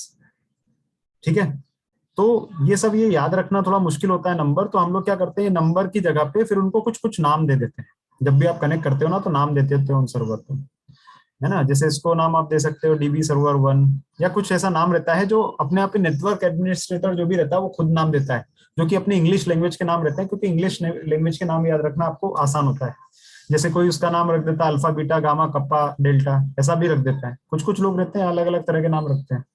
तो कोई जो रहेगा कंपनी के नाम पे लिख देगा, राइट, लाइक बिगनालिटिक्स 1 बिगनालिटिक्स 2, सो बिगनालिटिक्स 1 सर्वर पे रन कर दो, बिगनालिटिक्स 2 सर्वर पे रन कर दो, समथिंग ऑफ दैट सॉर्ट, ऐसा भी हो सकता है ना। तो ये नाम दे देते हैं हम आईपी एड्रेस को, कुछ नहीं करते।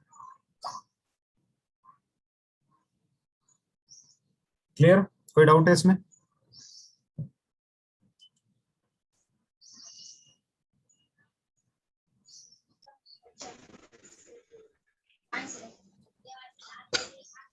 पॉज लिया है मैंने ताकि आप लोग सोच सको, क्वेश्चन पूछ सको।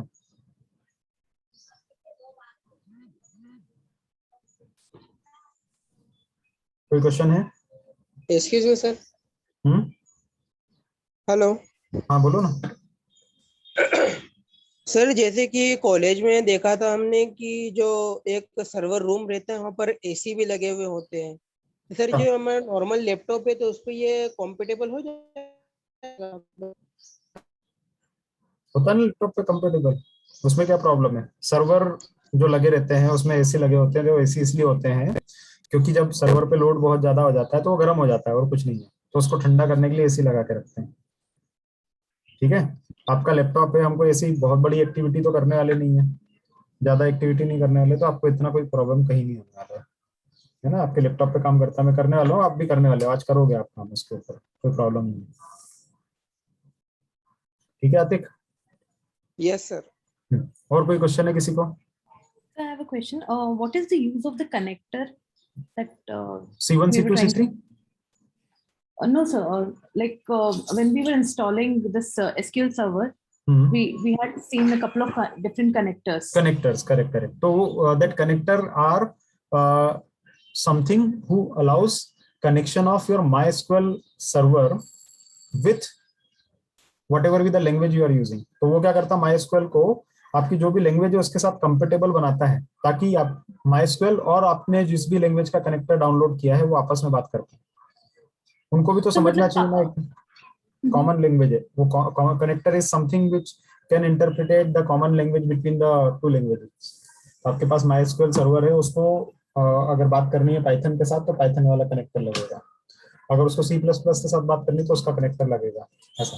क्योंकि सिंपल सी बात है कि पाइथन किसी और ने बनाया है, MySQL किसी और ने बनाया है, दो अलग अलग कंपनीज हैं। तो जब MySQL बना था तो उन्होंने नहीं सोचा था कि उनको पाइथन से बात करनी हो सकती है, या जब पाइथन बना था तो उसने इस एम के साथ नहीं बनाया था कि मेरे को MySQL के साथ बात करनी रहेगी। तो उन लोगों ने क्या करा था, तब उस टाइम पे कनेक्टर नहीं बनाए, अब बाद में बनाया, फिर उनको समझा कि आपस में भी तो ये बात करना चाहेंगे, तो फिर उन लोगों ने नया सॉफ्टवेयर डेवलप किया जिससे ये दोनों आपस में बात करते हैं। पाइथन से हम लोग डायरेक्टली एसक्यूएल नहीं रन कर सकते हैं, नहीं, उसके लिए कनेक्टर लगता है। क्वेरीज अगर हमने मतलब जैसे जो जुपिटर नोटबुक हम यूज कर रहे थे वहां पर हम डायरेक्टली क्वेरीज नहीं रन कर सकते हैं। नहीं, वहां से आप यूनिक्स कमांड भी नहीं रन कर सकते क्योंकि वो पाइथन कमांड के लिए बना हुआ है। बट अगर आपको रन करना है वहां से तो रोक नहीं रहा आपको कोई, उसके लिए सिर्फ इतनी सी चीज है कि आप कनेक्टर डाउनलोड कर लो तो कनेक्ट हो जाएगा वो।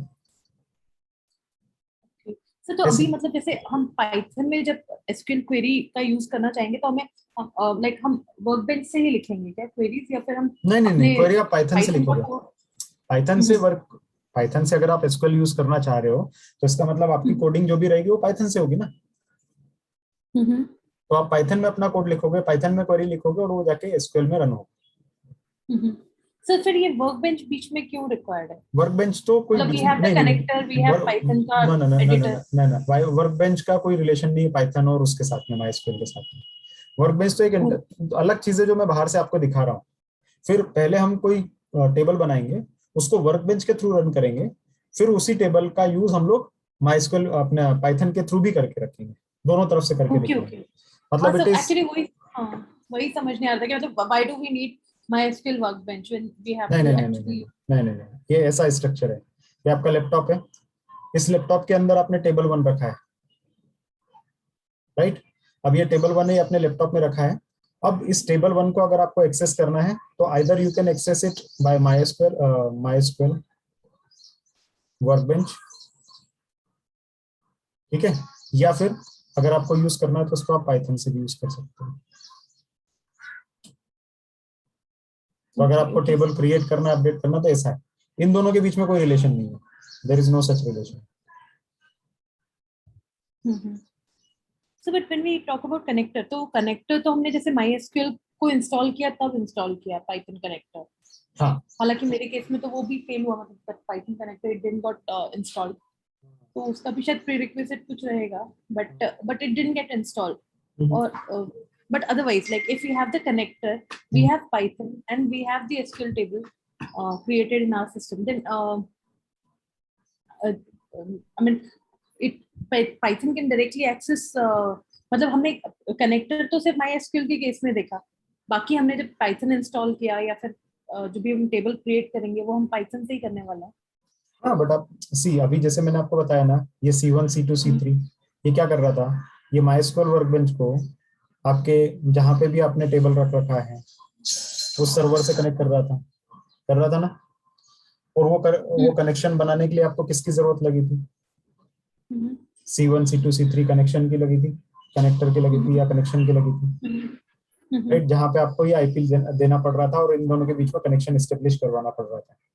सेम चीज पाइथन के साथ भी, अभी मैंने बोला ये और ये रिलेटेड ही नहीं है ना? तो अब ये जो पाइथन है, अब जब पाइथन को आप इससे कनेक्ट करने की कोशिश करोगे तो Python can also talk in the same way ना। Python can talk to your laptop, Python can talk to AWS, Python can talk to server.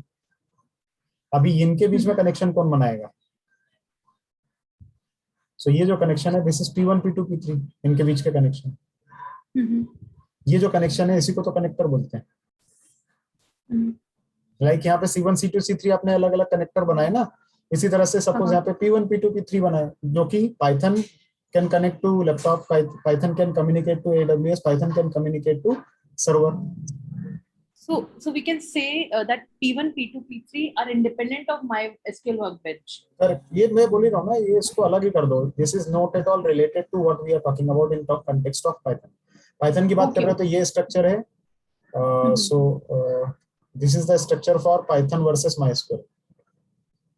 Okay sir, clear. ये पाइथन MySQL वाला इकोसिस्टम है, and this ecosystem is MySQL workbench वाला। इसमें Python related नहीं, तो हरे वाले box में Python नहीं है कहीं पे भी इन्वॉल्व, ग्रीन बॉक्स में पाइथन इन्वॉल्व नहीं है, ब्लू बॉक्स के अंदर MySQL वर्कबेंच इन्वॉल्व नहीं है। ओके सर, ठीक है, क्लियर? चलो, और कोई क्वेश्चन है किसी को? Yes sir.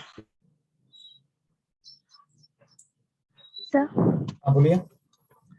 सर 10 मिनट्स के लैप्स हो सकते हैं क्या? क्या चीज? सर 10 मिनट्स के लिए लैप्स हो सकते हैं? हाँ हाँ ठीक है, आप काम करो अपना और रिज्यूम करो, है ना? ये ओके, ठीक। हाँ, और कोई क्वेश्चन है किसी को? ऑल डन, आगे बढ़े। सर मेरा एक डाउट है। सर मेरे इसमें वर्कबेंच इंस्टॉल हो गया है, बट वो दिख नहीं रहा है। सो उसके लिए कुछ अलग इसकी, मतलब वो 2 बार इंस्टॉलेशन कर चुका हूँ, तो उसके लिए कुछ देखना पड़ेगा, मतलब देखना पड़ेगा मेरे को थोड़ा सा वापस, क्या हुआ है क्या नहीं हुआ है समझना पड़ेगा। मैं देखता हूँ अभी, एक बार ये एक्सप्लेनेशन कंप्लीट कर लूँ फिर थोड़ा कनेक्ट करता हूँ मैं। एक पुष्पेंद्र को भी प्रॉब्लम थी। मेरा भी स्क्रीन देख लीजिएगा। हाँ, मुझे थोड़ा सा स्क्रीन देख लीजिएगा। हाँ, बस मेरे को 10 मिनट दो, अब ये कंप्लीट ही करने वाला हूँ, फिर मैं अंदर नहीं जाता हूँ। ये कंप्लीट करके स्क्रीन देख लेता हूँ मैं सबकी। तो ये अभी आपको आपके समझ स्क्रीन पे इतने सारे कनेक्शंस क्यों बता रहे हैं, मतलब लोकल वन स्क्रीन नहीं दिख रहा है सर। AWS? हाँ मेरे स्क्रीन मुझसे पूछ रहे हो क्या? हाँ सर, ये जो स्क्रीन पे इतने सारे कनेक्शंस बता रहे हैं ना नीचे, हाँ मतलब ये मेरे इसमें सिर्फ एक ही कनेक्शन दिख रहा है, फर्स्ट वाला, बाकी हाँ दूसरे हाँ नहीं दिख वो मेरी स्क्रीन पे इसलिए दिखा रहे हैं क्योंकि मैंने कनेक्ट किए हैं। आपकी अच्छा मैंने अभी अच्छा। इंस्टॉल नहीं किया ना, मेरे उसमें फ्रेश इंस्टॉल नहीं है, मेरे उसमें पहले से इंस्टॉल था। तो मैंने ये सब कॉन्फ़िगरेशन करे हैं। आपने पहली बार इंस्टॉल किया है तो आपने कोई कनेक्शन अभी तक बनाया ही नहीं। ये जो C1 C2 C3 की जो बात कर रहा हूँ, ये मैंने ऑलरेडी करके रखे थे मेरी मशीन पे, क्योंकि मैं काम करता रहता हूँ। आपने अभी पहली बार इंस्टॉल किया होगा इसलिए आपकी मशीन पे नहीं आ रही है। ठीक है, अभी हम लोग भी बनाएंगे, घबराओ नहीं, है ना, ये सब बनाएंगे हम लोग। अभी ये समझ में आ गया ये C1 C2 C3 वाला फंडा क्या है ना। और अगर आपको माइस्क्वेल को या पाइथन को, पाइथन अभी नहीं बात कर रहे ज्यादा, ठीक है, नहीं तो कंफ्यूज हो जाओगे। तो अगर आपको माइस्क्वेल को वर्कबेंच को कनेक्ट करना है लोकल मशीन से यानी लैपटॉप से, तो लैपटॉप का जो आईपी एड्रेस होता है 127.0.0.1, जिसको हम लोग लोकल होस्ट भी बोलते हैं, उससे कनेक्ट करना पड़ेगा। ठीक है, तो चलो अभी एक कनेक्शन बना के देख लेते हैं। उसके लिए क्या करना पड़ेगा ना,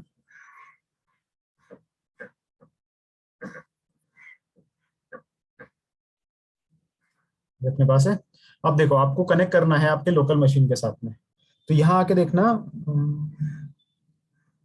यहाँ आके देखो ये प्लस का साइन दिखता है, ये प्लस का साइन सबको दिख रहा है। ये प्लस का साइन जो रहता है ना, ये कनेक्शन बनाने के काम आता है C1 C2 C3।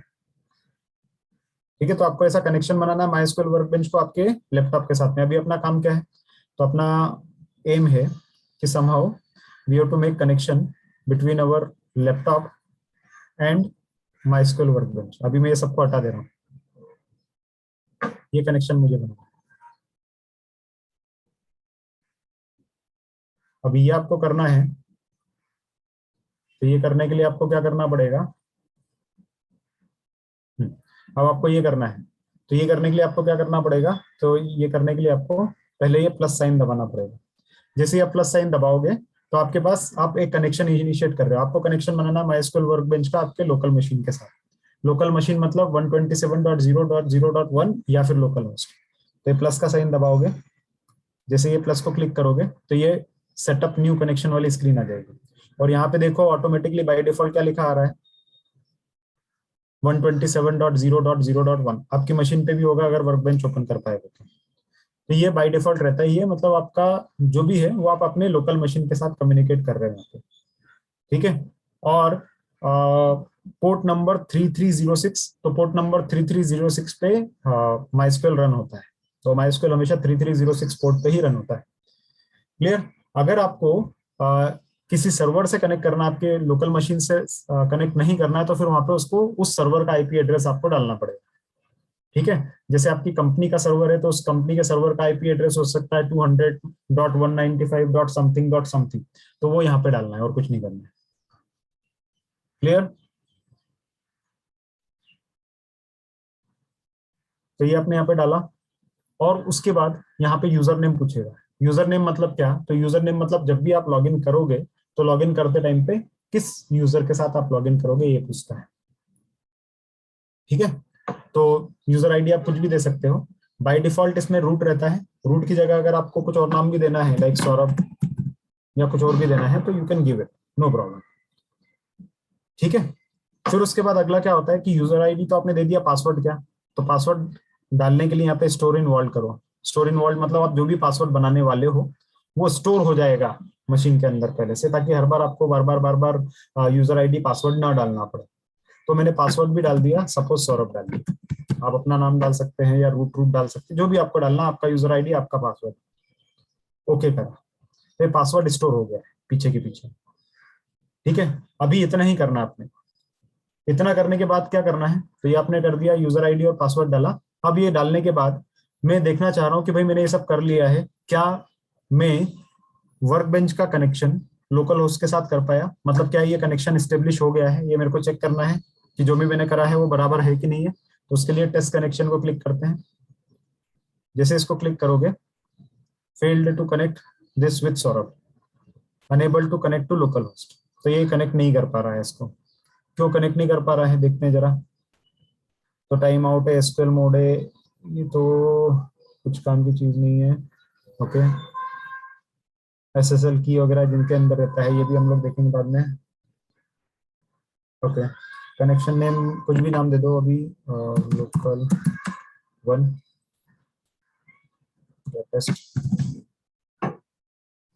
कनेक्ट क्यों नहीं कर पाया है?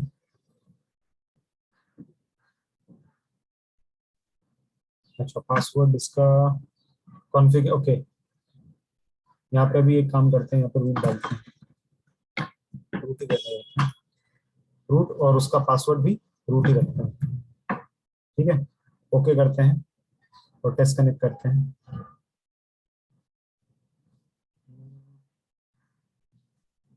क्या प्रॉब्लम है, इसको रूट से भी कनेक्ट नहीं कर पा रहा है?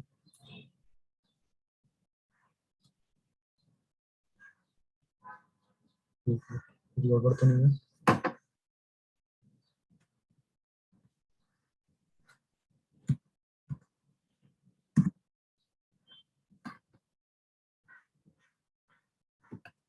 कॉन्फ़िगर सर्वर मैनेजमेंट,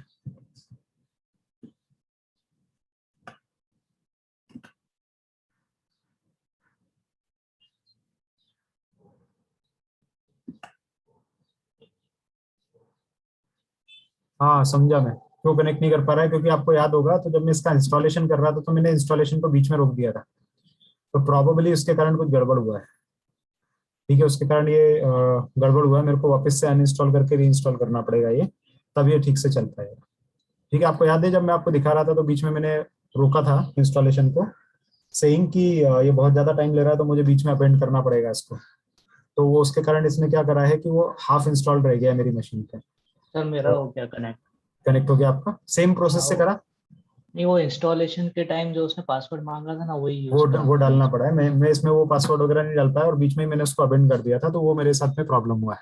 ठीक है, तो एनीवेज अभी एक काम करेंगे, मशीन जब मैं लेना शुरू करता हूँ आप लोगों से, तो एक बार और मैं ट्राई कर लेता हूँ अगर ये फॉर्चुनेटली कनेक्ट होता तो।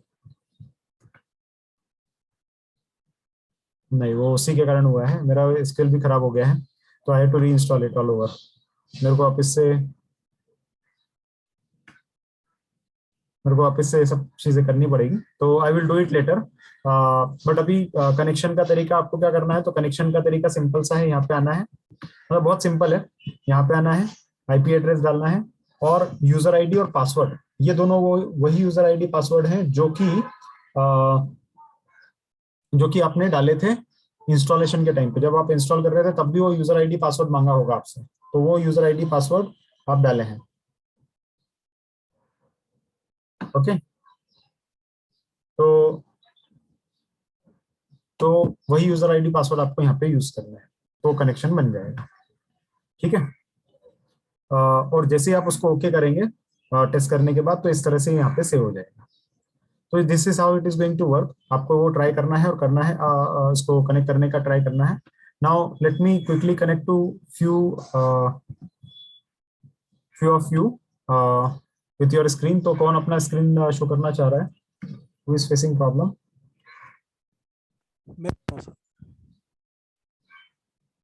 हेलो, हाँ मनीष, मैं करता हूँ। Host disabled participant screen sharing. अभी ट्राई करो। ओके, बताइए। हाँ सर। अभी सर मेरा इसका जो अपना, हाँ ये वाले आइकॉन पे ये MySQL के आइकॉन पे वो चल रहा है, उसका इंस्टॉलेशन चल रहा है सर। हाँ, तो उसमें जो वो, हाँ इसके बगल में, इसके, हाँ ये वाला, हाँ कनेक्टर फेल हो गया पाइथन वाला। क्या फेल हो गया? ये कनेक्टर फेल हुआ ना, पाइथन का कनेक्टर फेल हुआ है। ओके, ये तो भावना की स्क्रीन है ना, किसकी स्क्रीन है ये? मेरी स्क्रीन मैंने शेयर करी ना। नहीं, तो भावना की स्क्रीन दिख रही है यहाँ पे शेयरिंग में। तो मेरी स्क्रीन क्यों नहीं है? भावना, भावना से स्क्रीन। हाँ बोलिए। हाँ सर ये कनेक्टर ही फेल हो रहा था मेरा। हाँ, कनेक्टर फेल हुआ ना, इसमें नीचे आप देखोगे तो यहाँ पे एरर्स है, तो वो देखोगे तो समझेगा एरर को थोड़ा। मैं सर फिर से शेयर करूं? एक मिनट, मैं अभी ये स्क्रीन हाँ। खुल गई है, तो ये रिमोट कंट्रोल मेरे पास क्यों नहीं आया भावना आपका? I can control it. Sir ये भावना ने अप्रूव किया है। एक मिनट में फिर से ट्राई करता हूँ, फिर से रिक्वेस्ट किया है, देखो अप्रूव हुआ क्या? तो मैंने अप्रूव किया फिर से। अच्छा एक काम करो ना, ये जो अपना एरिया है जहाँ पे एरर मैसेज दिख रहे हैं ना, वहाँ पे कनेक्टर पाइथन करके सर्च करो, मतलब वो थोड़ा सा स्क्रॉल डाउन करो जहाँ पे एरर मैसेजेस दिख रहे हैं। यहाँ पे पाइथन वाला जहाँ पे है वहाँ पे रुको।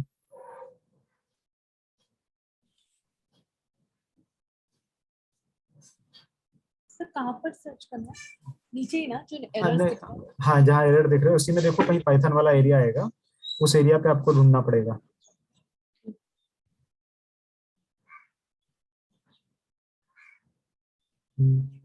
MySQL कनेक्टर जे कनेक्टर निकल गया क्या? थोड़ा यहाँ पे ढूंढना पड़ेगा आपको पाइथन वाला, यहाँ पे मैसेजेस पढ़ोगे ना तो जहाँ पे पाइथन पाइथन कहीं आएगा तो वहाँ पे कुछ तो मैसेज भी दिखेगा कि फेल क्यों हुआ है करके, रीजन भी बताता रहेगा। तो प्रोबेबली वो रीजन आप जो है कनेक्टर डॉट नेट, देखो यहाँ पे कनेक्टर डॉट नेट लिखा हुआ दिख रहा है। डॉट नेट ये पाइथन के पहले या बाद में है? देखो हाँ ये बात पहले है, तो बस ये डॉट नेट के बाद पाइथन आएगा। हाँ नीचे लो, डॉट नेट कनेक्टर, ये कौन सा कनेक्टर आया है? डॉट नेट ही चल रहा है, आगे चलो। ये कहाँ गया? डॉट नेट आया अभी भी, आगे आओ और आगे और आगे, अभी भी डॉट, हाँ रुको, MySQL कनेक्टर डॉट नेट ही है अभी भी। MySQL पाइथन जहाँ था वहाँ रुकना है। तो ऐसे नीचे आके आपको ढूंढना पड़ेगा, देखना पड़ेगा कुछ एरर है क्या या किस तरह का एरर है, and then try to fix that error.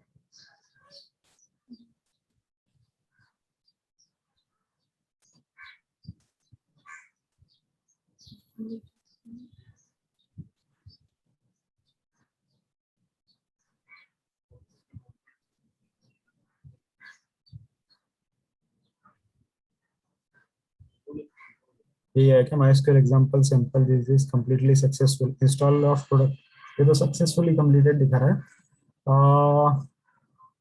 ऊपर आना पड़ेगा आपको, वहाँ पे जहाँ पे पाइथन का है वो ढूंढो, and then at the same time look at the option कि इसको रीइंस्टॉल कर सकते हो क्या वापस, रीइंस्टॉल एज इन कि वो सिर्फ कनेक्टर कनेक्टर इंस्टॉल कर सकते हो क्या, तो वो ढूंढना पड़ेगा उसके लिए। बोलो। प्रीरिक्विजिट मतलब कुछ ऑलरेडी पाइथन इंस्टॉल होना चाहिए, ऐसा कुछ रहेगा क्या? पाइथन है आपके उस पे ना? नहीं है? हाँ पाइथन तो इंस्टॉल किया था मैंने। हाँ तो वो एक्चुअली वो मैसेज देखोगे तो आपको यहाँ पे दिख जाएगा कि क्या बोलना चाह रहा है वो मैसेज ढूंढना पड़ेगा, वो आपको वहां तक लाना पड़ेगा, मतलब ये स्क्रॉल करके आपको समझेगा।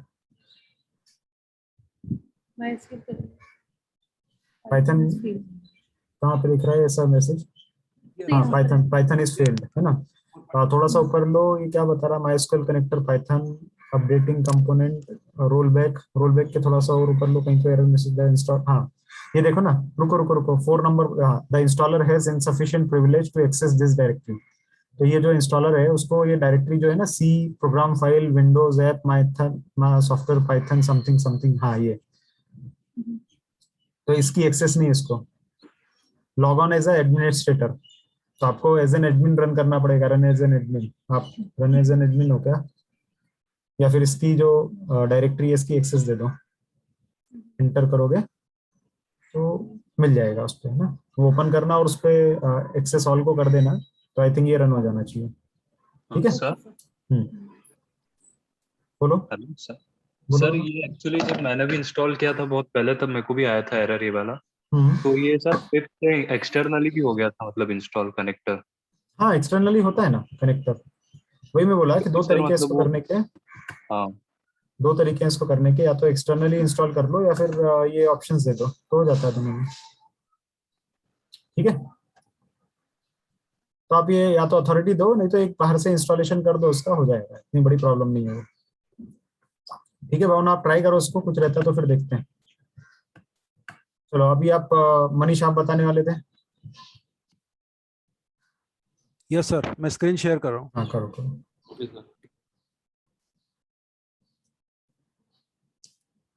यस सर, ये थर्ड रो में सेकंड वाले ये कॉलम में आपकी जो स्क्रीन दिख नहीं रहा दिख है, रही मनीष अभी? ये वाली होगी सर। नहीं दिख ही नहीं रही है अभी, तो सिर्फ आपका नाम दिख रहा है, स्क्रीन नहीं दिख रही है।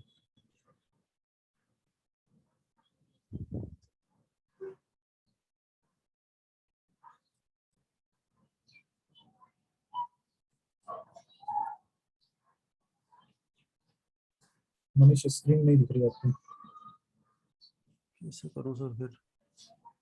दो मशीन यूज कर रहे हो क्या आप? नहीं, एक ही मशीन है। पता नहीं आपकी स्क्रीन शेयर तो नहीं हो पा रही है, शेयरिंग एनेबल नहीं करी है आपने, क्या करा है? करा ना Like, सर। दूसरे लोग देख पा रहे हैं क्या मनीष की स्क्रीन? हाँ अभी अभी आ आया, गया सर। अभी आया, अभी अभी आया आया। ना? हाँ, हाँ। अभी बताओ ये क्या चीज है? ये सर वो है अज्योर Azure का है। है हमारा। हाँ। अज्योर है सर। हम्म, तो सर उसका लॉग वगैरह चेक कर रहा था मैं। हम्म, तो ये सर मेरा जो पाइथन का यहाँ पे जो चल रहा है, हम्म। ये वाला, इसमें मेरे को प्रॉब्लम मतलब वो है, सिलेक्शन नहीं हो रहा है माई स्किल वाला, ये कुछ वाला दिख नहीं रहा है मेरे को, मतलब my skill installer. Cursor move होते हुए नहीं दिख रहा है। अभी सर नहीं, कुछ बचा है क्या मेरी तरफ से? बाकी तो सभी कर दिया मैंने। आपने शायद से वो वाली विंडो शेयर कर दी है, कौन सी वाली? एजोर वाली। अज्योर वाली इसमें नहीं है यहाँ मेरे इसमें इधर तो वही वाली सारा विंडो दिख रही है। Azure स्टोरेज एक्सप्लोरर दिख रहा है हमको, माइक्रोसॉफ्ट Azure स्टोरेज एक्सप्लोरर ये दिख रहा है। बस वही दिख रहा है। अज्योर तो ठीक है, बाकी उसके अलावा भी तो नहीं, सिर्फ विंडो दिख रही है, माइक्रोसॉफ्ट Azure स्टोरेज एक्सप्लोरर। वो जो जूम है ना, जूम के अंदर आप जहाँ शेयर रहता है, तो शेयर में शेयर माई स्क्रीन पहला ऑप्शन आता है। आपने क्या करा होगा, शेयर पर्टिकुलर विंडो कर दिया होगा, एक्टिव विंडो पे कर दिया होगा शेयर। अभी कैसे करूं? एक सेकंड, मीटिंग कंट्रोल।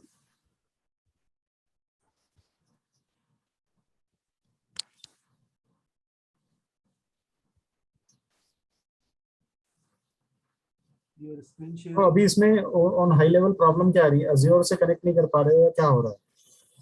तो प्रॉब्लम ये आ रही है कि जब मैं उसको ये कर रहा हूँ शेयर में, इसमें कंप्लीट शेयर ही आ रहा है मेरे पास, तो एक ही आ रहा है शेयर। मैं इसको फिर करता हूँ। नहीं अभी, हाँ अभी भी सेम स्क्रीन है।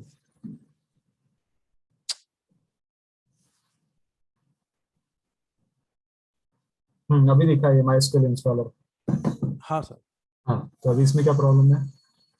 सर ये जो MySQL इंस्टॉलर में जो कोई भी मतलब चेक नहीं हो रहे हैं, सारे के सारे जितने भी ऑप्शंस आ रहे हैं उसमें कोई भी चेक नहीं हो रहा है। नेक्स्ट करोगे तो नेक्स्ट करो, मेरे इधर तो दिख इंस्टॉलेशन। भी नहीं रहा। अभी ये वैसे Azure वगैरह पे ज्यादा मत जाओ, अभी अपना जो नॉर्मल इंस्टॉलेशन है वो करके देखो, वो सब हो जाना चाहिए। अज्योर तो ऑफिस का वाला है, वो वाला कर रहा हूँ मैं। अज्योर का काम तो अलग है, ऑफिस का है। अच्छा अच्छा, ठीक है। हाँ हाँ। तो जो मैंने स्क्रीन आपको बताई है, जो लिंक बताई है, थोड़ा उसको फॉलो करो, ट्राई करो, हो जाना चाहिए। या फिर अनइंस्टॉल करके रीइंस्टॉल करो, तो इसके अंदर रहता है। ठीक है ना, कुछ और भी रहता है तो स्टैक ओवरफ्लो है, उसको थोड़ा ध्यान दो। स्टैक ओवरफ्लो पे जाके देखोगे तो बहुत सारी चीजों का सोल्यूशन आपको मिल जाते हैं, है ना। Okay sir. उसको एक्सप्लोर करना सीखो। उससे क्या होगा कि आप लोगों को काफी आसानी होगी रियल लाइफ में वर्क करने का, क्योंकि अभी तो एक दो प्रॉब्लम रहेगी जो हम लोग सॉल्व कर लेंगे मिलके, बट जब एक्चुअली जॉब पे काम करोगे तो वहाँ पे हम लोगों को सॉल्व करने के लिए सबसे अच्छा हेल्प जो रहता है वो स्टैक ओवरफ्लो से ही मिलता है। तो try to explore Stack Overflow, है ना। चलो, और कोई क्वेश्चन है किसी को? Any other doubt, any other problem? Sir no sir, आज मतलब कि एक्चुअल में मतलब पहले मैं इंस्टॉल कर लेता हूँ सही से, देन सारी प्रैक्टिस करने के बाद फिर कल आपसे आउटपुट दूंगा सर। ठीक है। अच्छा, एक और चीज है, now on the same hacker rank पे ही आपको एक स्टार और लाना है, वो MySQL साइट पे लाना है। ठीक है, MySQL नहीं, SQL का भी आपको चैलेंज मिलेगा, तो उसमें भी आप एक स्टार रन करने की कोशिश करो। Those who can do it that's fine. बाकी लोग अगर ऑफिस का प्रेशर रहता है या कुछ रहता है तो दैट्स फाइन, मतलब नहीं कर पा रहे दैट्स ओके, बट जो लोग कर सकते हैं वो ट्राई करो। हैकर रैंक पे MySQL मतलब SQL का भी सेम टेस्ट होता है, उसमें भी एक स्टार रन करने की कोशिश करो, सिंपल रहेगा। ठीक है, तो try to earn 1 star in SQL side, 2 star in Python side. हाँ, जिन लोगों के 2 स्टार हो गए वो 3 स्टार की तरफ टारगेट करें। सर ये इसमें सर एक छोटी प्रॉब्लम आ रही है हैकर रैंक में सर। एक बोलो। सर एक्चुअली में मतलब कि उसमें जो पहला टेस्ट होता है उसके साथ में एक छोटा सा एरर आ रहा है सर। बताओ, शेयर करो। यस सर, जस्ट सर मेरी स्क्रीन शेयर कर दीजिए सर। इसको पुष्पेंद्र ना? Yes yes. पोज बनाया मैंने, आपको शेयर करो।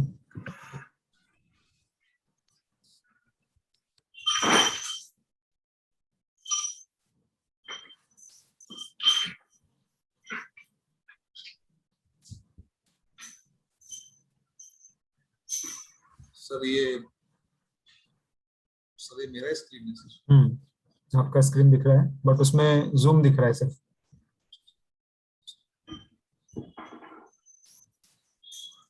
यस व्हाट्सएप दिख रहा है यहाँ पे। यस सर, जस्ट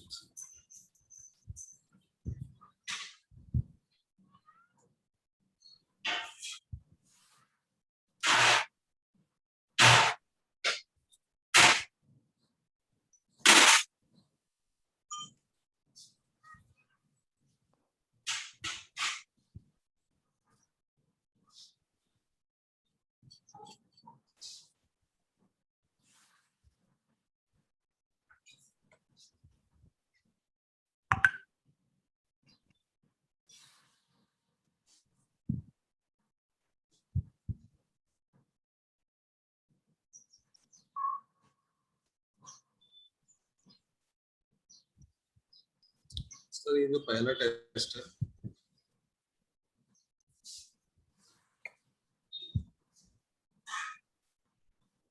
सर इसमें रन कर दे रहा हूँ।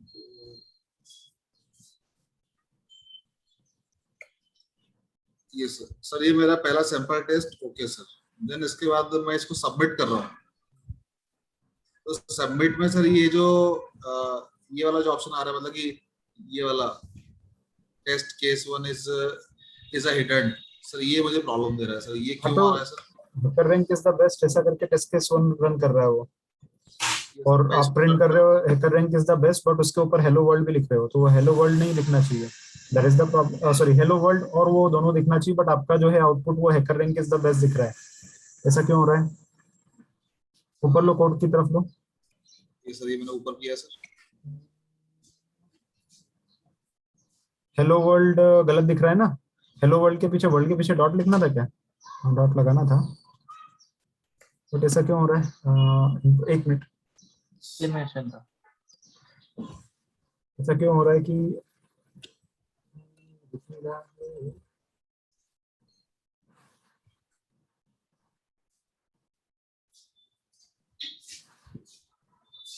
कोड क्या था, चैलेंज क्या था, वो दिखाना पड़ेगा मेरे को, समझा नहीं चैलेंज क्या है। तो चैलेंज तो यही है, मतलब कि hello welcome to 30 days of code, मतलब ये हमें प्रिंट करवाना था। ये मैंने प्रिंट करवा दिया सर। अच्छा, यही प्रिंट करवाना था। ये सर यही प्रिंट करवा था, लेकिन उसके बाद सर ये वाला ऑप्शन आ रहा है, दिस इज मतलब कि ये मतलब पीछे का एक और केस था, ये आपको भी सॉल्व करना है।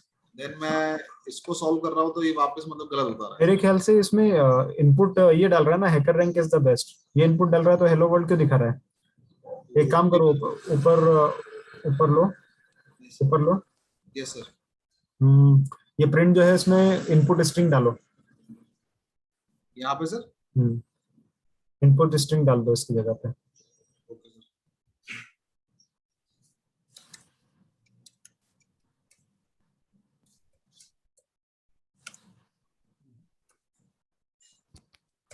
कोड हटाना,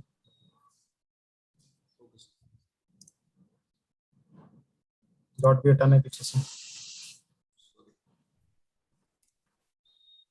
मतलब वो इनपुट, ये डॉट हटाना पड़ेगा इनपुट स्ट्रिंग के पीछे से,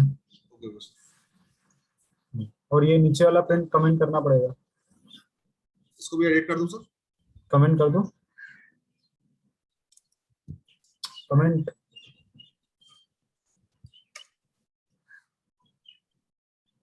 मुझे अभी पूरा चैलेंज समझा नहीं है क्योंकि मैं ठीक से पढ़ नहीं पाया, बट मेरे को इतना समझ में आया है कि जो यूजर एंटर कर रहा है वो दिखना चाहिए, ऐसा है, ऐसा चैलेंज है शायद।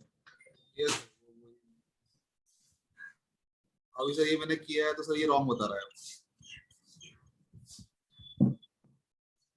हाँ, क्योंकि 2 बार आपने किया है ना, yes sir yes. But expected output hello world आना चाहिए, कुछ गड़बड़ है। 1 मिनट रुको, मेरे को चैलेंज पढ़ने दो जरा। चैलेंज ऊपर दिखाओ क्या है। चैलेंज वो बोल रहा है कि input format string, input string डालना है, सैंपल इनपुट, अच्छा sample input welcome to 30 days डाल रहा है, तो हेलो वर्ल्ड भी दिखना चाहिए और ये भी दिखना चाहिए।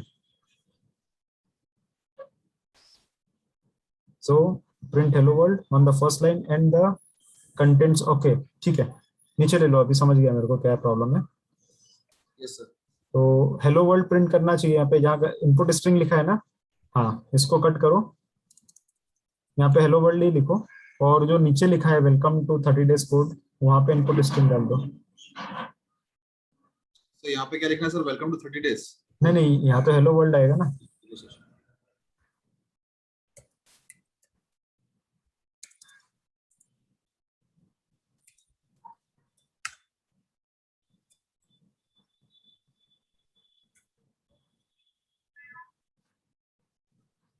यस। और ये वेलकम टू 30 डेज की जगह इनपुट स्ट्रिंग लिखो, क्योंकि कोड क्या अपना चैलेंज क्या है, चैलेंज ये बोल रहा है कि हेलो वर्ल्ड प्रिंट करो और उसके बाद इनपुट स्ट्रिंग में जो डाल रहे हो वो प्रिंट करो। प्रिंट के अंदर इनपुट स्ट्रिंग लिखो ना, सेकंड प्रिंट पे।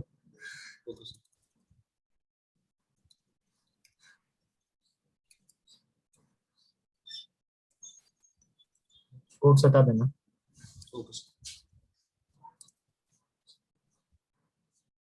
अब करो सबमिशन। चलो रन कर दूं सर? कर दो, जो करना हो करो। It's wrong sir. वर्ल्ड की स्पेलिंग गलत लिखी ना। रुको रुको, नीचे लो, पहले देखा करो एक्सपेक्टेड क्या, आउटपुट क्या आ रहा है। योर आउटपुट क्या आ रहा है और एक्सपेक्टेड क्या, वो देखो, कंपेयर करो, समझेगा तुमको। वर्ल्ड के पीछे डॉट नहीं लगाया, डब्ल्यू जो है वो स्मॉल लेटर में है, कैपिटल में होना चाहिए। हेलो वर्ल्ड गलत लिखा आपने, डब्ल्यू कैपिटल चाहिए, वर्ल्ड के पीछे एक डॉट होना चाहिए। अब रन करो।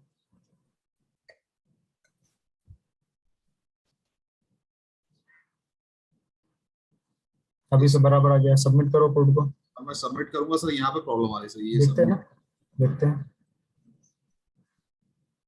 हो गए, ठीक है अभी सर, अभी हो रहा है सर। ये sir okay sir, okay sir, ठीक है, चलो thank you sir. All right, तो आज यहीं रुकते हैं हम लोग, फिर कल MySQL के ऊपर फिर कमांड्स एंड देन उसका कनेक्शन पाइथन के साथ करके हम लोग आगे बढ़ेंगे, ठीक है। So thank you all and have a good day. Thank you.